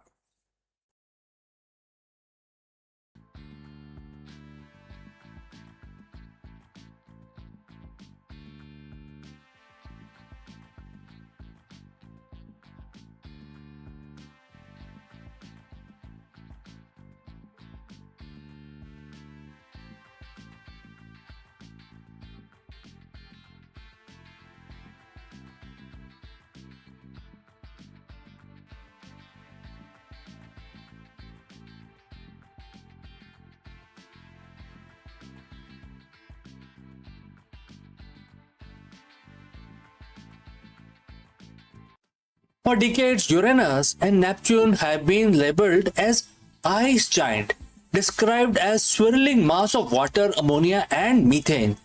But the new scientific breakthroughs are shattering that model. Recent research suggests that these distant worlds might be far rockier than anyone had imagined previously. Therefore, in this video, we dive deep into the ice giant illusion. We explore the latest thermal modeling and the planetary data that are forcing the astronomers to rewrite the textbooks. If Uranus and Neptune aren't just the balls of ice and gas, what does that mean for the history of our solar system and the thousands of exoplanets that we have discovered so far? Let's go. Hello everyone and welcome back. For decades, when we look at the edge of our solar system, we saw two blue marbles, Uranus and Neptune. We have always called them the ice giants. Textbook taught us they were swirling mass of water, ammonia and methane. But what if that identity is just an illusion? Recent scientific breakthroughs are suggesting these worlds might be far rockier than we ever imagined. And in this shift, we are forced to rewrite the, very rules of the planetary science. So friends, if you have reached this far, please inform us from which city you have tuned in and in which language you are watching this video. This will help us determine the reach of our channel. Alright, let's proceed further. There are three things that we need to reevaluate. First is, what is the core problem? Second, why reevaluate? And third is, why the sudden change? It comes down to thermal modeling and the gravity. When scientists released data from Voyager 2 alongside new models, the math didn't quite add up. If these planets were purely ice fluid, they should be emitting heat and reacting to gravity differently. To account for their specific gravity and heat signature, these planets must contain a much higher percentage of rock or methane-rich ice than the old model allowed. The new research suggests that instead of the small rocky core surrounded by massive oceans of ice, the rocky material might be distributed much more broadly, potentially making up to 20 to 40% of their total mass. We are talking about an enlarged rocky core and a dominant solid interior. This challenges the traditional view of these planets as gas dominated or primarily fluid dominated. In business, we often talk about strategic liberation and the global shift. This discovery is a strategic liberation for planetary science. It frees us from an old, potentially incorrect framework. Just as generative AI has flipped the pyramid in the tech industry, the rocky theory flipped our understanding of the planetary formation. If the Uranus and Neptune are rocky, then the new space race, which is already heating up around the moon's south pole, might eventually extend even further as we look into the valuable materials in the outer solar system. So as we look towards 2026 and beyond, the focus is shifting from just passing exams to a skill-based revolution. In astronomy, that means moving beyond old labels and embracing the complex reality of our universe. Whether it is the direct collapse of a star or a rocky heart of an ice giant, we are living in an era of unprecedented discovery. So friends, this is something that we have learned. Thanks for joining today on the Akulmach world. And if you found this deep dive into cosmos and strategic redefinition of the planet, and if you found this helpful, don't forget to like and subscribe our channel. I'm CK and I will see you again in the next one. Before I go, a few words about our affiliate partners. Stop settling for a good enough video. If your built-in laptop camera looks like a grainy mess, it is time for an upgrade. Want to instantly level up your video presence? I like to present the Lenovo Performance FHD webcam. This is a game changer for your desktop setup. Technically, this is packed. It has a very sensitive RGB sensor, very crisp photographs it takes. Also comes with two microphones on board, which helps you to record very clear voice in stereophonic format. And these microphones are very sensitive. You can actually move away from the camera up to 2 meters, and these microphones will pick up your voice without any problem. This is a very strong piece. This is very sturdy. Comes with tripod ready. Comes with a very long leash, so it gives you a lot of flexibility to place the webcam wherever you want to keep in your studio. And also it has a swivel base, which is also very handy. So if you want to basically level up your game and you want to pick up this camera at a discount, please click on the link here or scan the QR code. Now let's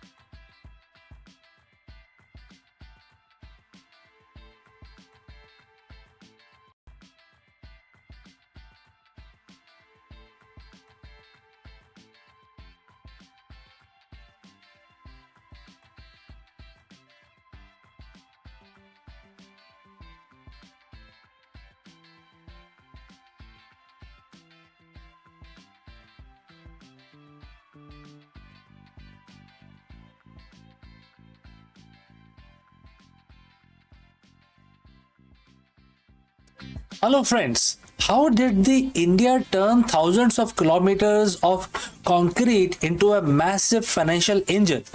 In this video, we break down India's ambitious 35,000 crore highway asset monetization strategy for year 27, which is next year, 2027.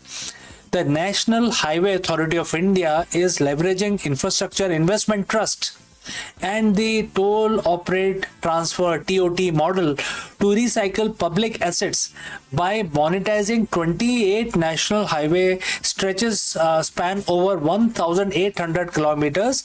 The government is creating a sustainable revenue stream to fund the future infrastructure development across the country.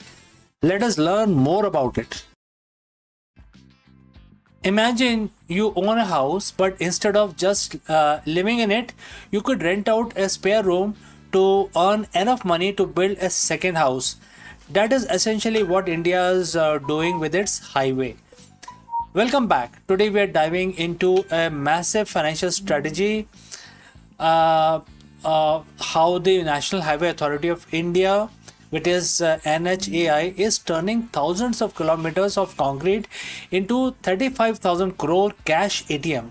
This isn't just about collecting tolls, it's a sophisticated blueprint for modern infrastructure development known as asset monetization. Let's break down how it works. So, friends, if you have reached this far, please inform us from which city you have tuned in and in which language you are watching this video. This will help us determine the reach of our channel. To understand the 35,000 crore figure, we have to look at the National Monetization Pipeline or NMP launched in 2021. The NMP is a government initiative to unlock the value of existing brownfield infrastructure assets. Think of it this way. The government has already spent billions building these highways. Once they are operational, they don't need to be built anymore. They need to be maintained. Government realized they could invite private investors to take over the operations of these complete road, and in exchange, the government gets an upfront lump sum of cash. This cash is then recycled to build new roads, bridges, and expressway. It's a perpetual cycle of growth. So how do they actually move the money? NHAI primarily use two powerful mechanisms. First, we have the toll operate transfer model, which is TOT model. Under TOT, the government grants a private player the right to collect tolls and maintain highway stretch for a specific period, usually 20 years. The private player pays the government a massive upfront fee for this right. It's a win-win. The investor gets stable long-term returns and the government gets immediate capital. Second, we have an infrastructure investment trust or INVIT, INVITs. Think of it INVITs like a mutual fund, but for roads. NHAI pools several operational highway assets into a trust and offer units to investors, from large pension fund down to retail individuals. Investor get regular dividend from toll revenue collected and NHAI gets the capital to fund new massive projects. In fact, just this year, the maiden public issue of NHAI Rajmarg Investment Trust was oversubscribed 14 times, proving massive investor confidence.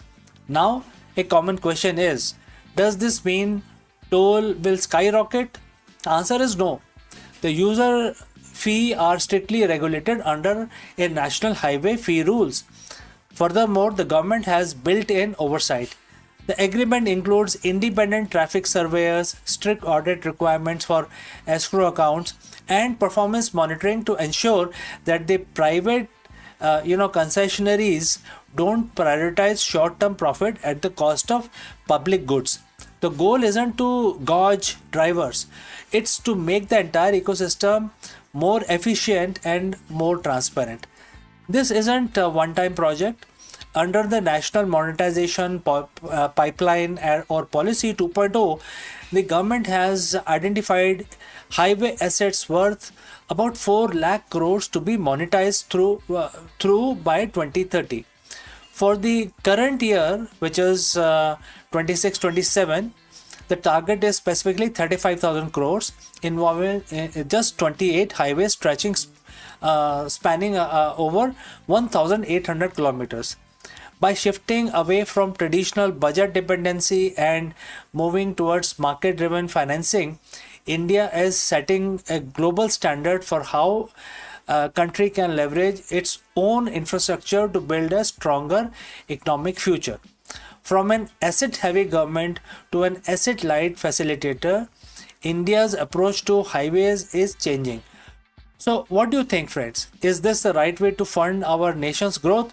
Drop your thoughts in the comments below, and don't forget to like and subscribe and hit the bell icon for more deep dives into Indian economy. Thanks for watching. Thanks for joining live. I will catch you again in the next one. But before I leave, a word about our affiliate partner.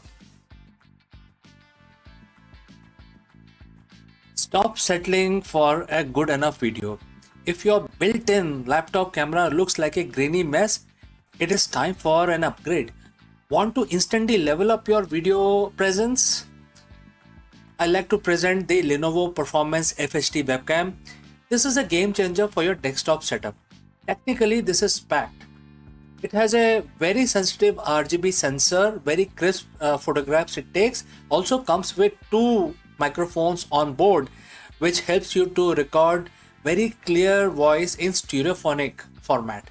And these microphones are very sensitive. You can actually move away from the camera up to 2 meters and these microphones will pick up your voice without any problem. This is a very strong piece. This is very sturdy. Comes with tripod ready. Comes with a very long leash, so it gives you a lot of flexibility to place the webcam wherever you want to keep in your studio. And also it has a swivel base, which is also very handy. So if you want to basically level up your game and you want to pick up this camera at a discount, please click on the link here or scan the QR code. Now,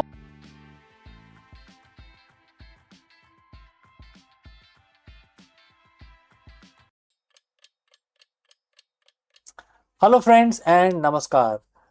Do you know that the Gurugram real estate prices have skyrocketed by 18%? Therefore, in this video, we break down exactly why property demand in Gurugram is hitting new high in 2026 and what this means for home buyers and the real estate investors. Let's go and explore this further. If you have been looking at the property in Gurugram lately, you have probably noticed that same thing I have in the market is basically on fire. So what was cheaper earlier is now becoming expensive. We are looking at an 18% jump in the prices, and that isn't just a random number. It's a signal of a massive shift in the Millennium City. But is this a bubble about to burst, or is there some actual solid value behind these numbers? Today we are breaking down exactly what is happening in Gurugram real estate market in 2026, and more importantly, whether you should be buying, selling, or staying on the sidelines when the property is soaring so much. So friends, if you have reached this far, please inform us from which city you have tuned in and in which language you are watching this video.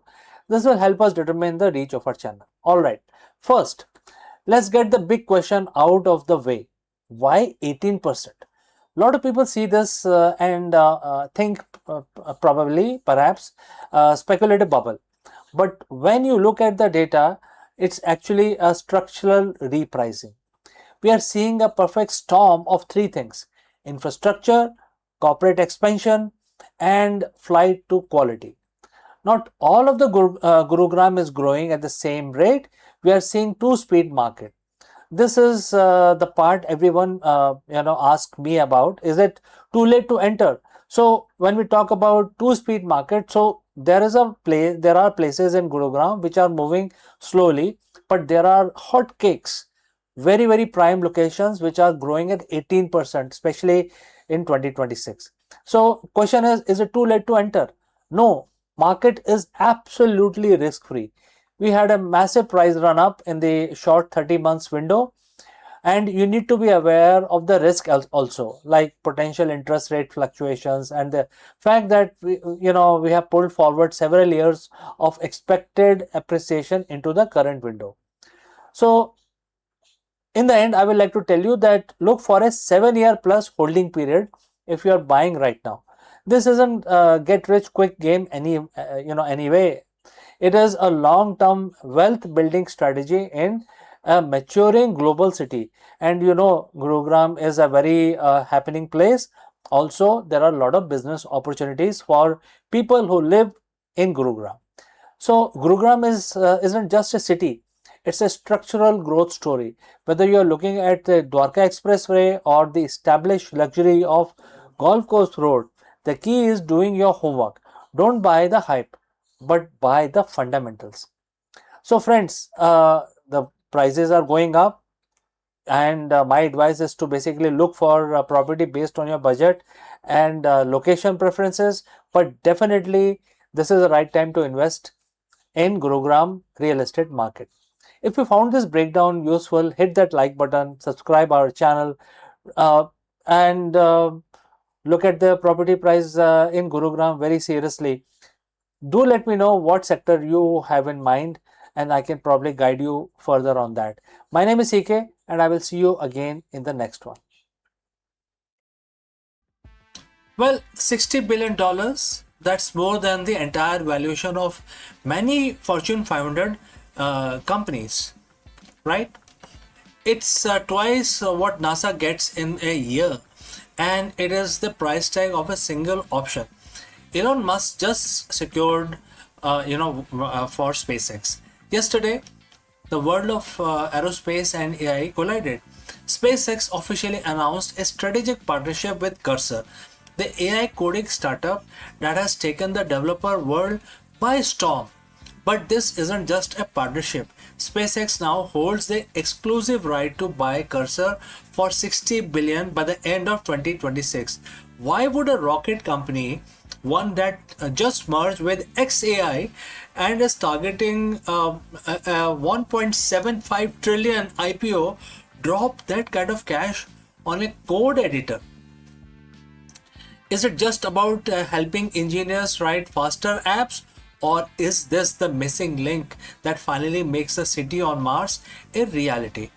Today we are deconstructing the SpaceX Cursor deal, the colossal supercomputer, and why the road to the red planet is now paved with billions of lines of AI generated code.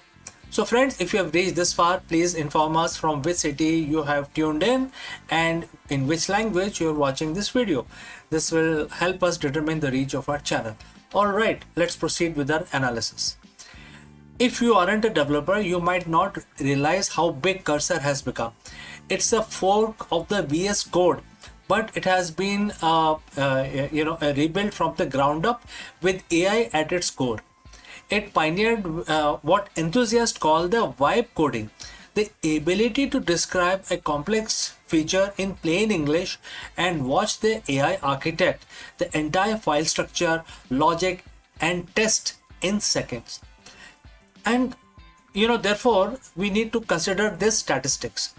ARR, over 2 billion today, projected to hit 6 billion by year end. And what is the reach? Used by over 50% of the Fortune 500 company. And what is the most important thing? It is not just a chatbot. It is a tool that understands your entire code base. SpaceX isn't just buying a tool. They are buying the distribution channel to the world's best engineers. But there is a catch. SpaceX has two choices: pay 10 billion for a joint development partnership or pay $60 billion for the whole thing. It's a try before you buy deal at a galactical scale. To understand why this matters, we have to look at the hardware. Back in the February 2026, SpaceX merged with XAI. In that merger, SpaceX inherited Colossus, the world's most powerful AI training cluster running on roughly 1 million NVIDIA H100 equivalents. Before this deal, Cursor was a bottleneck by the computing power. They were using model from OpenAI and Anthropic. But now Cursor is moving into the SpaceX family. They get direct access to Colossus. Imagine taking the world's most intuitive coding interface and plug-in it to the world's largest supercomputer. We are talking about training a personal super intelligent specifically for engineering. This isn't about building another Grok for Twitter. It's about building an AI that can design a Raptor engine, simulate orbital mechanics, and debug the flight software of a starship in real time. Elon Musk has often said that the hardest part of Starship isn't that rocket, it is the machine that built the machine. To put a million people on Mars by 2050, you need thousands of starships. You need autonomous propellant plants on Martian surface. You need life support system that never fails. The software complexity required to manage a multi-planetary logistics chain is mind-boggling. Currently, writing that software takes thousands of human engineers and millions of man-hours. But with Cursor integrated into SpaceX stacks, accelerated prototyping will be a reality. AI can generate ground control software for the 2028 lunar mission in a fraction of time. It can also achieve autonomous debugging.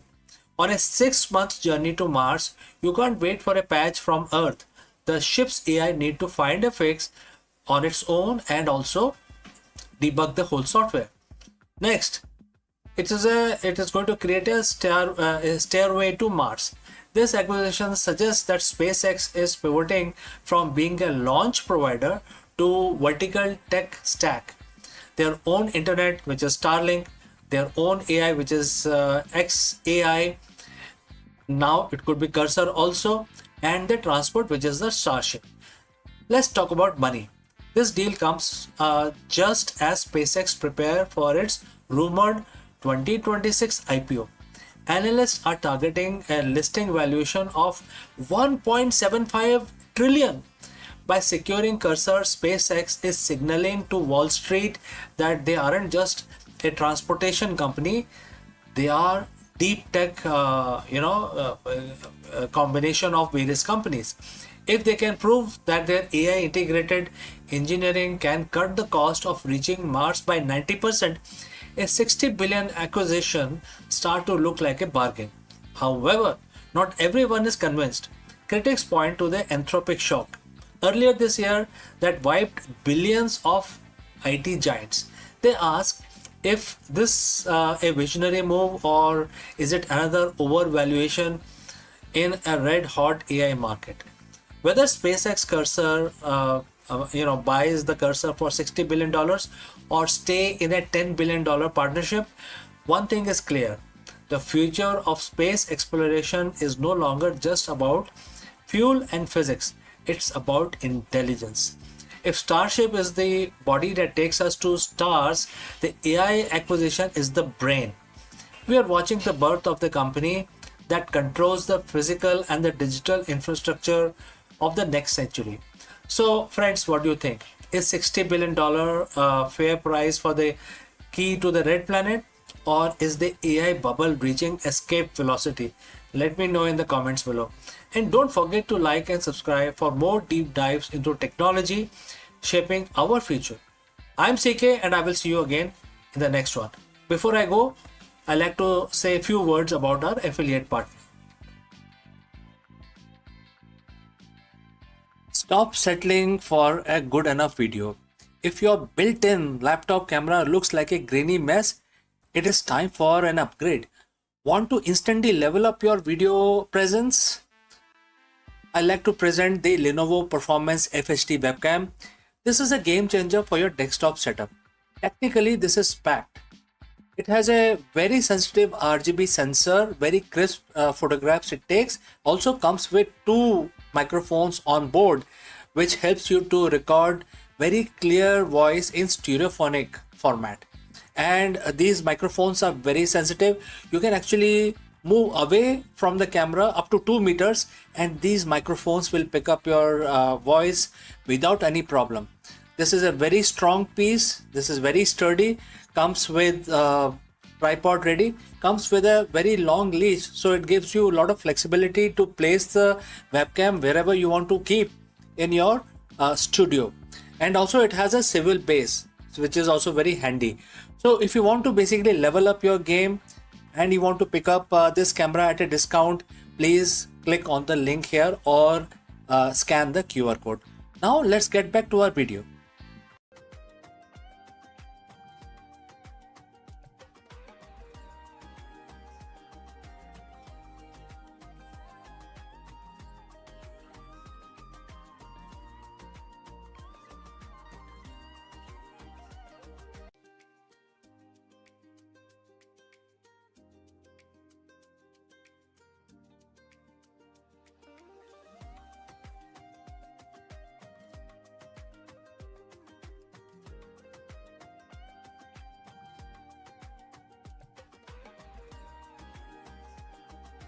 The resume is fading and the algorithm are rising.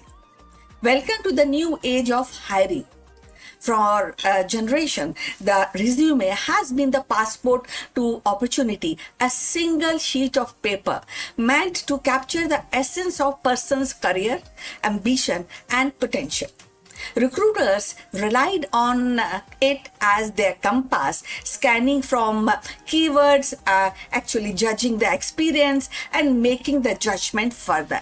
And that shaped the lives and the companies alike. But in today's corporate world, the compass is being recalibrated. Artificial intelligence has entered the hiring arena, shifting the focus from polished resume to predictive algorithm. What once depended on the human intuition is now increasingly governed by machine logic. And the ripple effect are transforming not only how companies recruit, but also how candidates present themselves. For decades, the hiring process has revolved around the resume, carefully crafted document meant to summarize a candidate's skill, experience, and aspirations. Recruiters would shift through the stacks of resumes, searching for the right fit and often relying on the intuition and human judgment. But today, the familiar ritual is being disrupted. Algorithms are shaping in and reshaping corporate hiring strategies and slowing down the traditional recruitment as we know it. Artificial intelligence is no longer confined to futuristic speculation. It is embedded in the very fabric of talent acquisition. So companies are deploying AI-driven platform that scan thousands of applications in a second, identifying patterns invisible to human eye. And instead of recruiters spending hours and like judging the resumes and finding out the right candidate. Machine learning models evaluated it very fast and very the behavioral clue and the skill is being judged by the machine. Competencies are judged by the machines, and the result is hiring process is more faster, more data driven, and at least in theory more objective. Yet this shift is not without tension. Traditional recruitments relied heavily on human interaction. The handshake at the interview, the nuances, reading of candidate's personality, the gut feeling that someone might be a cultural fit. AI challenges this by reducing the process in qualifying metrics.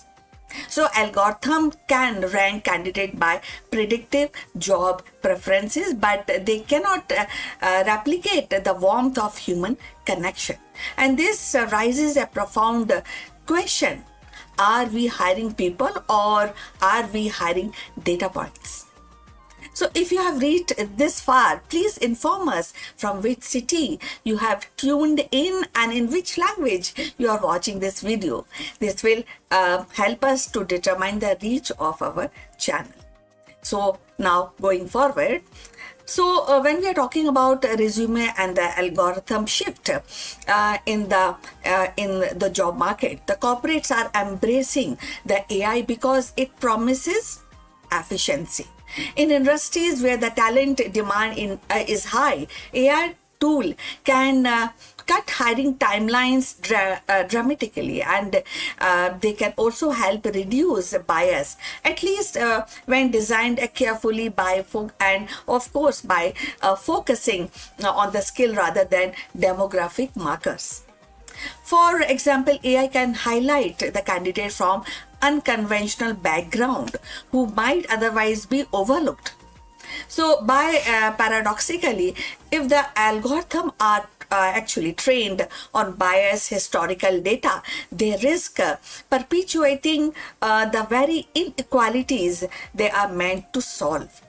So the slowing of traditional recruitment is evident in diminishing role of resume themselves. So increasingly, the companies are actually finding this easy, and the companies are also asking candidates to demonstrate the skill through online assessment, coding challenges, and or sometimes gamified test. An AI system then evaluate these results often before a human recruiter even see the candidate's name. So the resume, once the centerpiece of hiring, is becoming a supportive document at the best. And this transformation also changes the role of recruiters. Instead of manually screening resume, recruiters are becoming interpreters of AI insight. So this is how the job market is evolving. Their job is shifting towards relationship building, employers branding, and ensuring that the human element is not lost in the set of algorithm. In this sense, AI is not eliminating recruiters, it is redefining their responsibilities. For job seekers, the implications are profound, very high. So, and I think you're also aware of this change in the market. So, when we talk about the candidates and the getting hired by big companies, by corporate, so there's the role of crafting a resume with a clever wording may no longer be enough. Candidate must learn to speak algorithm and tailoring their application to highlight measurable skills, and also the AI system which actually AI system recognize. At the same time, they must prepare for the recruitment journey that feels less personal, more automated, and sometimes opaque. Transparency is how these algorithms work. and will be crucial to the meaning of trust for hiring also. Ultimately, the rise of AI is hiring kind of a balance, a story of a balance, you know. The efficiency and the scales are undeniable, definitely an advantage, but they must be they also weigh against the fairness sometimes. And maybe you can say more on empathy, or sometimes you may feel that they are less empathic. So the human judgment is not there that much, which was there earlier. The future of recruitment will likely to be hybrid. You know, algorithm handling the heavy lifting of the data analysis, and while the human provide the nuances, the context, and the compassion that machine cannot replicate. So when we say that algorithm over resume, we are not just describing a technological shift. We are witnessing a cultural transformation, and that is also at the same time how company define talent, how individual present themselves, and how society negotiate the line between human intuitions and machine precision. So the resume may not disappear entirely, but its reign as the king of hiring is definitely ending. In its place, the new era of emerging, one where the algorithm and the human must learn to collaborate in the delicate art of choosing what we get in the job, you know. So in the end, the rise of AI in recruitment is not simply a technical actually shift or a technical upgrade. It is a cultural turning point. The resume, once the centerpiece of professional identity, is being overshadowed by algorithms that promise speed, scale, and sharper insight. Yet the human element remain irreplaceable. You know, the company will need a strike, definitely a delicate balance, letting machine handle the data while the people preserve the empathy, the intuition, and nuances that define meaningful work in relationship. So as we move forward, the question is not whether algorithm will replace the resume, but how human and machine will collaborate to redefine the hiring means. So the future of recruitment will be less about polished documents and more about demonstrated skills, adaptability, and authenticity. And in that the future success will belong to the organization that embrace the technology without losing sight of humanity. So we have come to the end. Thanks for watching. Please like and subscribe our channel, and we'll see you in next one. Before we close this video, few words about our affiliate partner. Stop settling for a good enough video. If your built-in laptop camera looks like a grainy mess, it is time for an upgrade. Want to instantly level up your video presence? I like to present the Lenovo Performance FHD webcam. This is a game changer for your desktop setup. Technically, this is packed. It has a very sensitive RGB sensor, very crisp photographs it takes. Also comes with 2 microphones on board, which helps you to record very clear voice in stereophonic format. And these microphones are very sensitive. You can actually move away from the camera up to 2 meters, and these microphones will pick up your voice without any problem. This is a very strong piece. This is very sturdy. Comes with tripod ready. Comes with a very long leash, so it gives you a lot of flexibility to place the webcam wherever you want to keep in your studio. And also it has a swivel base, which is also very handy. So if you want to basically level up your game and you want to pick up this camera at a discount, please click on the link here or scan the QR code. Now let's get back to our video.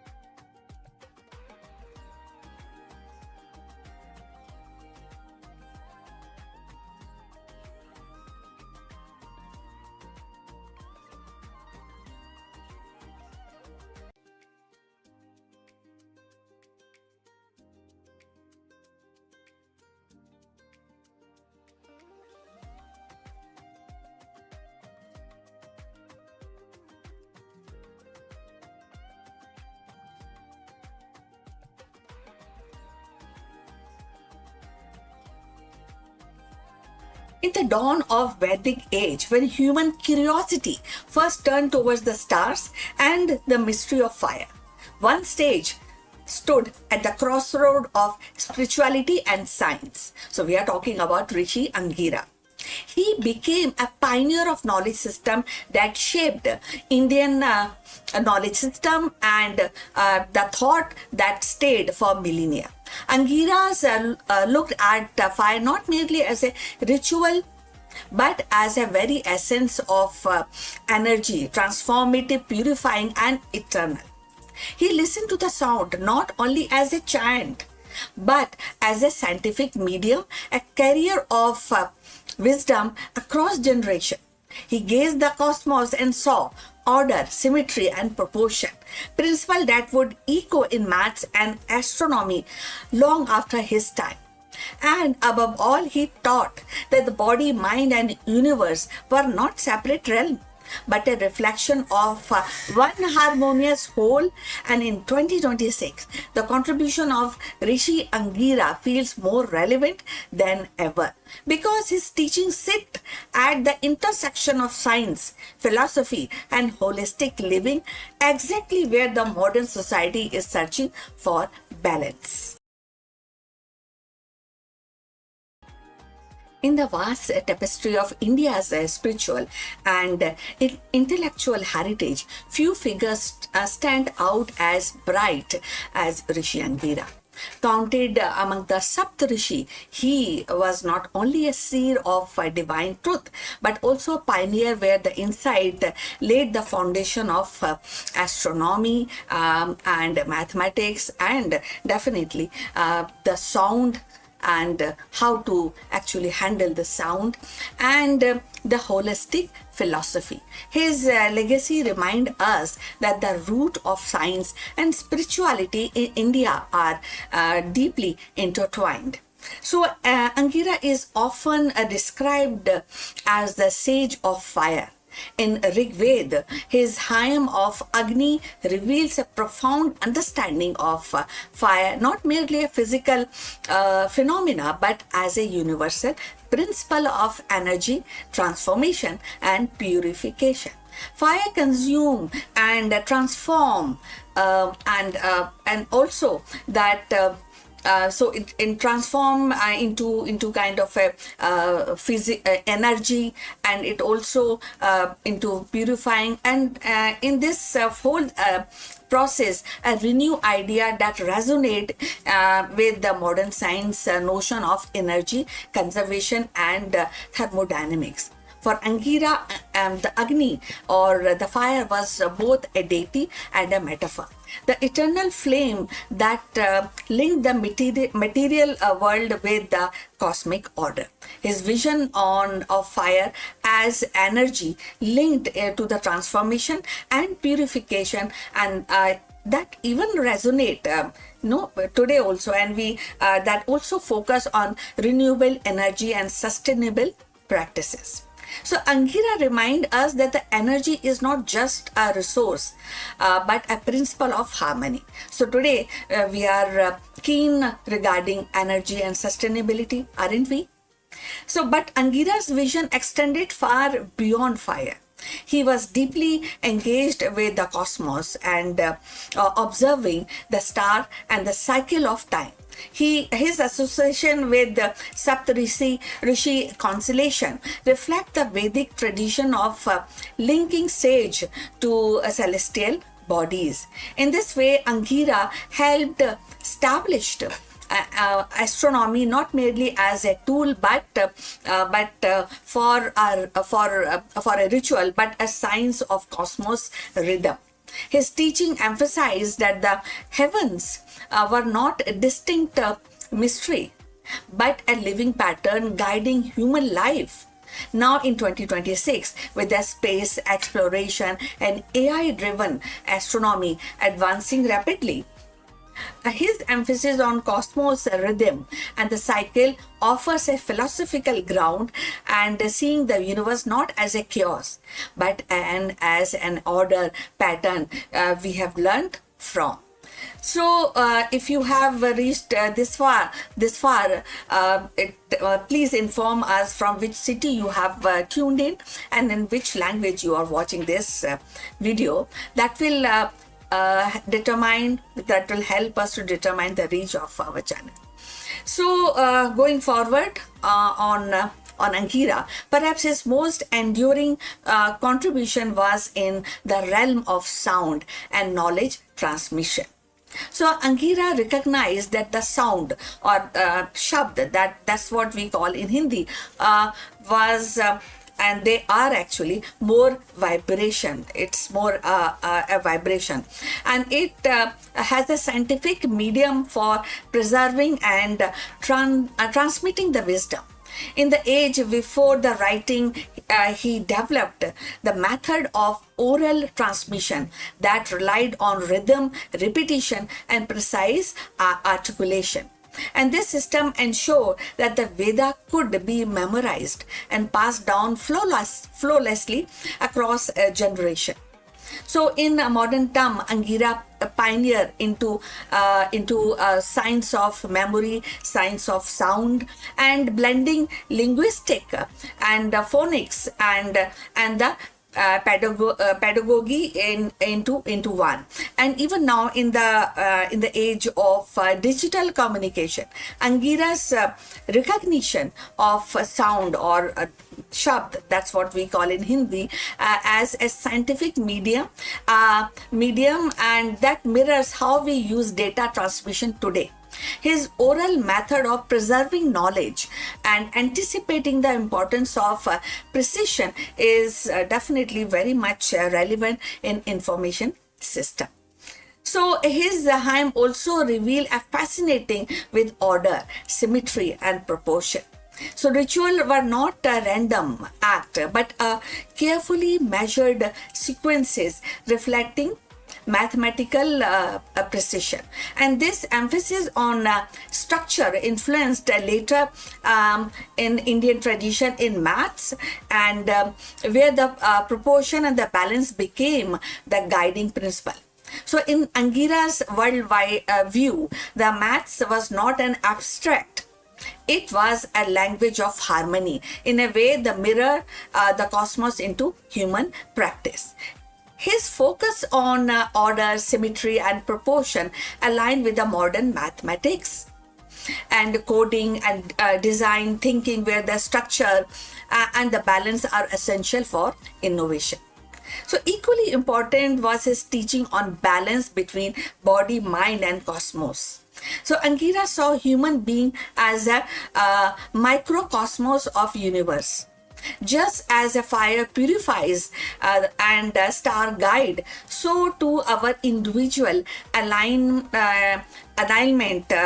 in their inner energy of us and yours inner energies with the rhythm of nature. So this holistic vision foreshadowed the Ayurveda and other Indian science that emphasize equilibrium as the key of health and wisdom. Perhaps most importantly, his teaching that body, mind, and cosmos must remain in equilibrium and speaks directly to 2026 challenges of mental health and environment crisis and technological, actually, the overload. So, taken together, Angira's contribution form a remarkable legacy. He gave us the vision of fire as an energy, astronomy as a cosmic order, sound as a scientific transmission, and mathematics as a symmetry, and philosophy as a balance. So his work reminds us that science, spirituality were never separate in Vedic age. They were two sides of one quest for truth. So as we look back and as we analyze the teaching of Angira, though in that context, Angira emerged not only as a sage, but as scientist of soul and cosmos.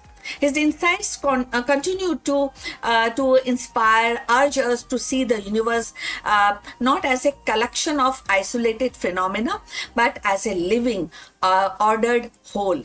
In his hymn, we hear the echoes of timeless truth that knowledge, whether spiritual or scientific, is a flame meant to illuminate, transform, and guide humanity towards harmony with the cosmos. So in Vedic dawn, the Angira lit the flame of knowledge, of science, where the fire becomes energy, sound becomes knowledge, and cosmos becomes order. So in the end, Rishi Angira emerged not as a sage of Vedic age, but a visionary who saw science and spirituality as two currents of same river.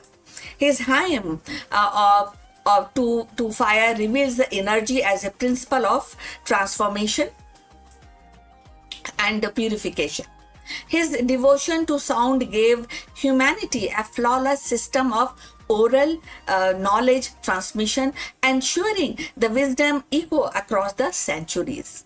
And his fascination with symmetry and proportions seeded the spirit of mathematics, while his gaze at the star aligned human life with the cosmos rhythm.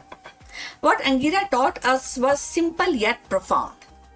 The body, the mind, and the cosmos are not separate realm, but reflection of the same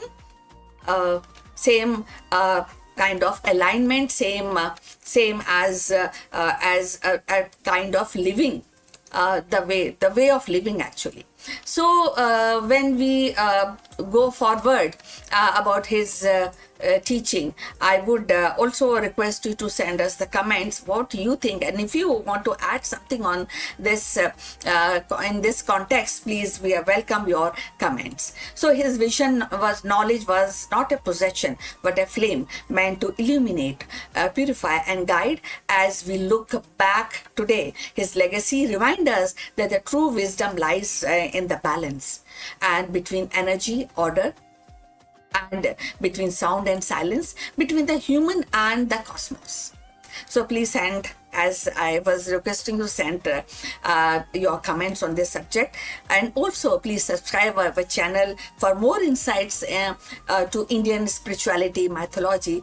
So see you in the next one. But before we end, few words about our affiliate partner.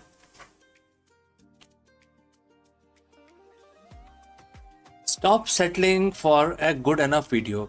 If your built-in laptop camera looks like a grainy mess, it is time for an upgrade. Want to instantly level up your video presence? I like to present the Lenovo Performance FHD webcam. This is a game changer for your desktop setup. Technically, this is packed.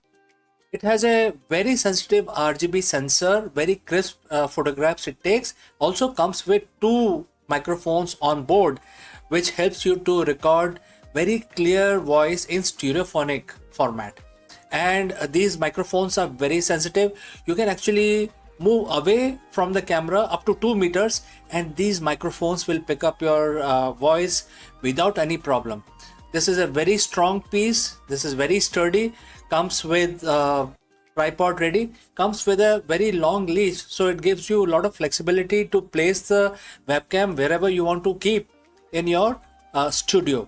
And also it has a swivel base, which is also very handy.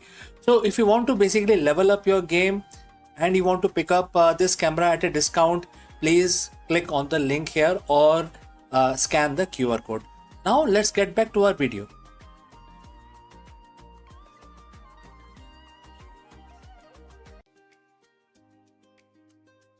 Hello friends, the big question that we want to address today is that is your mind working for you or against you? This is a very age-old question many people have tried to answer, but today we are going to take a deep dive into Bhagavad Gita. And friends, as you know, Bhagavad Gita is a very ancient document. It's a very ancient manuscript. However, ancient or not, it offers a timeless wisdom for the modern CEOs and entrepreneurs. And in fact, this particular question is beautifully answered in one of the verse which every modern CEO and entrepreneur must hear and see. So let us take the deep dive and try to answer this very profound question, which is about your mind. Let's go. In the world of business, we are trained to analyze everything. We analyze market trends, competitor strategies, cash flow, and consumer behavior. We spend millions on business intelligence. But there is one piece of intelligence that most leaders completely ignore. And that is one thing that dictates every decision you make, every reaction you have under pressure, and ultimately legacy you leave behind. I'm talking about your mind, which is your mind as well as mine. Think about it. You can have the best strategy in the world, but if your mind is clouded by anxiety, ego, or fatigue, that strategy is worthless. Over 7,000 years ago, on the battlefield of Kurukshetra, a warrior prince named Arjun faced the ultimate leadership crisis. He was paralyzed by doubts. It was then that Bhagwan Krishna delivered a line that remains the most important psychological insight for any executive today. Bhagavad Gita, chapter 6, verse 6. It's the difference between a CEO who thrives and one who burns out. So, friends, if you have reached this far, please inform us from which city you have tuned in and in which language you are watching this video. This will determine the reach of our channel. Alright, let's proceed further. For him who's conquered the mind is the best of the friend. But for one who has failed to do so, his very mind will be the greatest enemy. And this is a quote translated into English. This isn't just a spiritual talk. This is the high level operational reality. When your mind is conquered, it's like having a rogue employee in your C-suite. It creates imaginary problems, fixated on past failures, and reacts with anger when a deadline is missed. It is the voice that tells you to send that angry email at 2 a.m. It's an enemy because it works against your goals. When conquered, the mind becomes your most loyal chief of staff. It stays calm when the market crashes. It sees opportunities when others sees obstacles. It is disciplined, focused, and most importantly, it listens to you. Why is this so hard for leaders? As a CEO, your mind is constantly on. You are bombarded with Prakriti, which is the external material world, data, noise, opinions, and crisis. The Bhagavad Gita teaches that the mind, by its very nature, is flickering and turbulent. If you don't actively conquer it, it defaults to a state of reactive survival. The three traits of enemy mind is in business today can be summarized like this. First is impulsivity, making decision based on temporary emotions rather than long-term data. Next is ego attachment, caring more about being right than getting the right result. Third, mental fatigue, the inability to switch off, leading to decision fatigue, the silent killer of the companies. So when your mind is your enemy, you aren't leading your company, you are being led by your impulses. So how do we conquer it? Bhagwan Krishna doesn't suggest we suppress the mind or kill it. He says to win it over. So in Gita, the mind is often compared to the reins of the chariot. If the driver, which can be equated to your intellect, let go of the rein, the horses, which are your senses, so your senses run wild. So in the end, I will like to offer 3 strategic steps for the modern leaders using which they can actually implement this in their professional life. Step 1, observation. Basically the witness mind. Before you can control your mind, you must observe it. In your next board meeting, notice when your enemy mind start to get defensive. Don't act on it, just label it. That is my ego feeling threatened. This creates a gap between the impulse and the action. Step 2. Consistent practice. Krishna tells Arjun that the mind is conquered through abhyas, which is constant practice. For a CEO, this means mental discipline, whether it is meditation, deep work blocks, or structured reflections. You must train your mind like a muscle. Step 3. Detachment. This is the most misunderstood word in the business. Detachment doesn't mean you don't care. It means you are detached from the result. You're focused 100% on the process and the action. When you aren't terrified of the outcome, your enemy mind loses its power over you. Imagine two CEOs facing a 20% drop in their revenue. CEO A has unconquered mind. They blame the team, stop sleeping, micromanage everyone, and project fear. The enemy mind is in charge and the company spirals out of control. Now let's go to CEO B. CEO B has conquered mind. They acknowledge the loss, remain calm, gather the team and ask, what is the most important logical next step now? They sleep 7 hours because they know tired mind is a weak mind. Their mind is their best friend, providing them with the resilience needed to pivot when the need arises. So, which one of these minds or the CEO you are? Do let me know. Bhagavad Gita chapter 6 verse 6 is a call to arms. Not a war against others, but a war against your own lower instincts. As a leader, your greatest asset isn't your bank balance or your intellectual property. It is the quality of your consciousness. Your challenge for the week, therefore, is next time when you feel stressed or angry, stop. Ask yourself, in this moment, is my mind being my friend or my enemy? If you want to lead a great company, you must first lead yourself.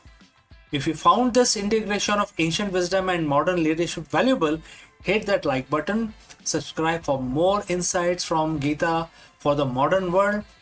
Conquer your mind and you will conquer the world. So friends, we have come to the end. Before I end this section, few words about our affiliate partner. Stop settling for a good enough video.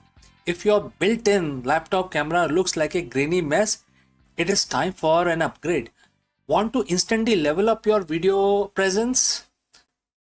I like to present the Lenovo Performance FHD webcam. This is a game changer for your desktop setup. Technically, this is packed.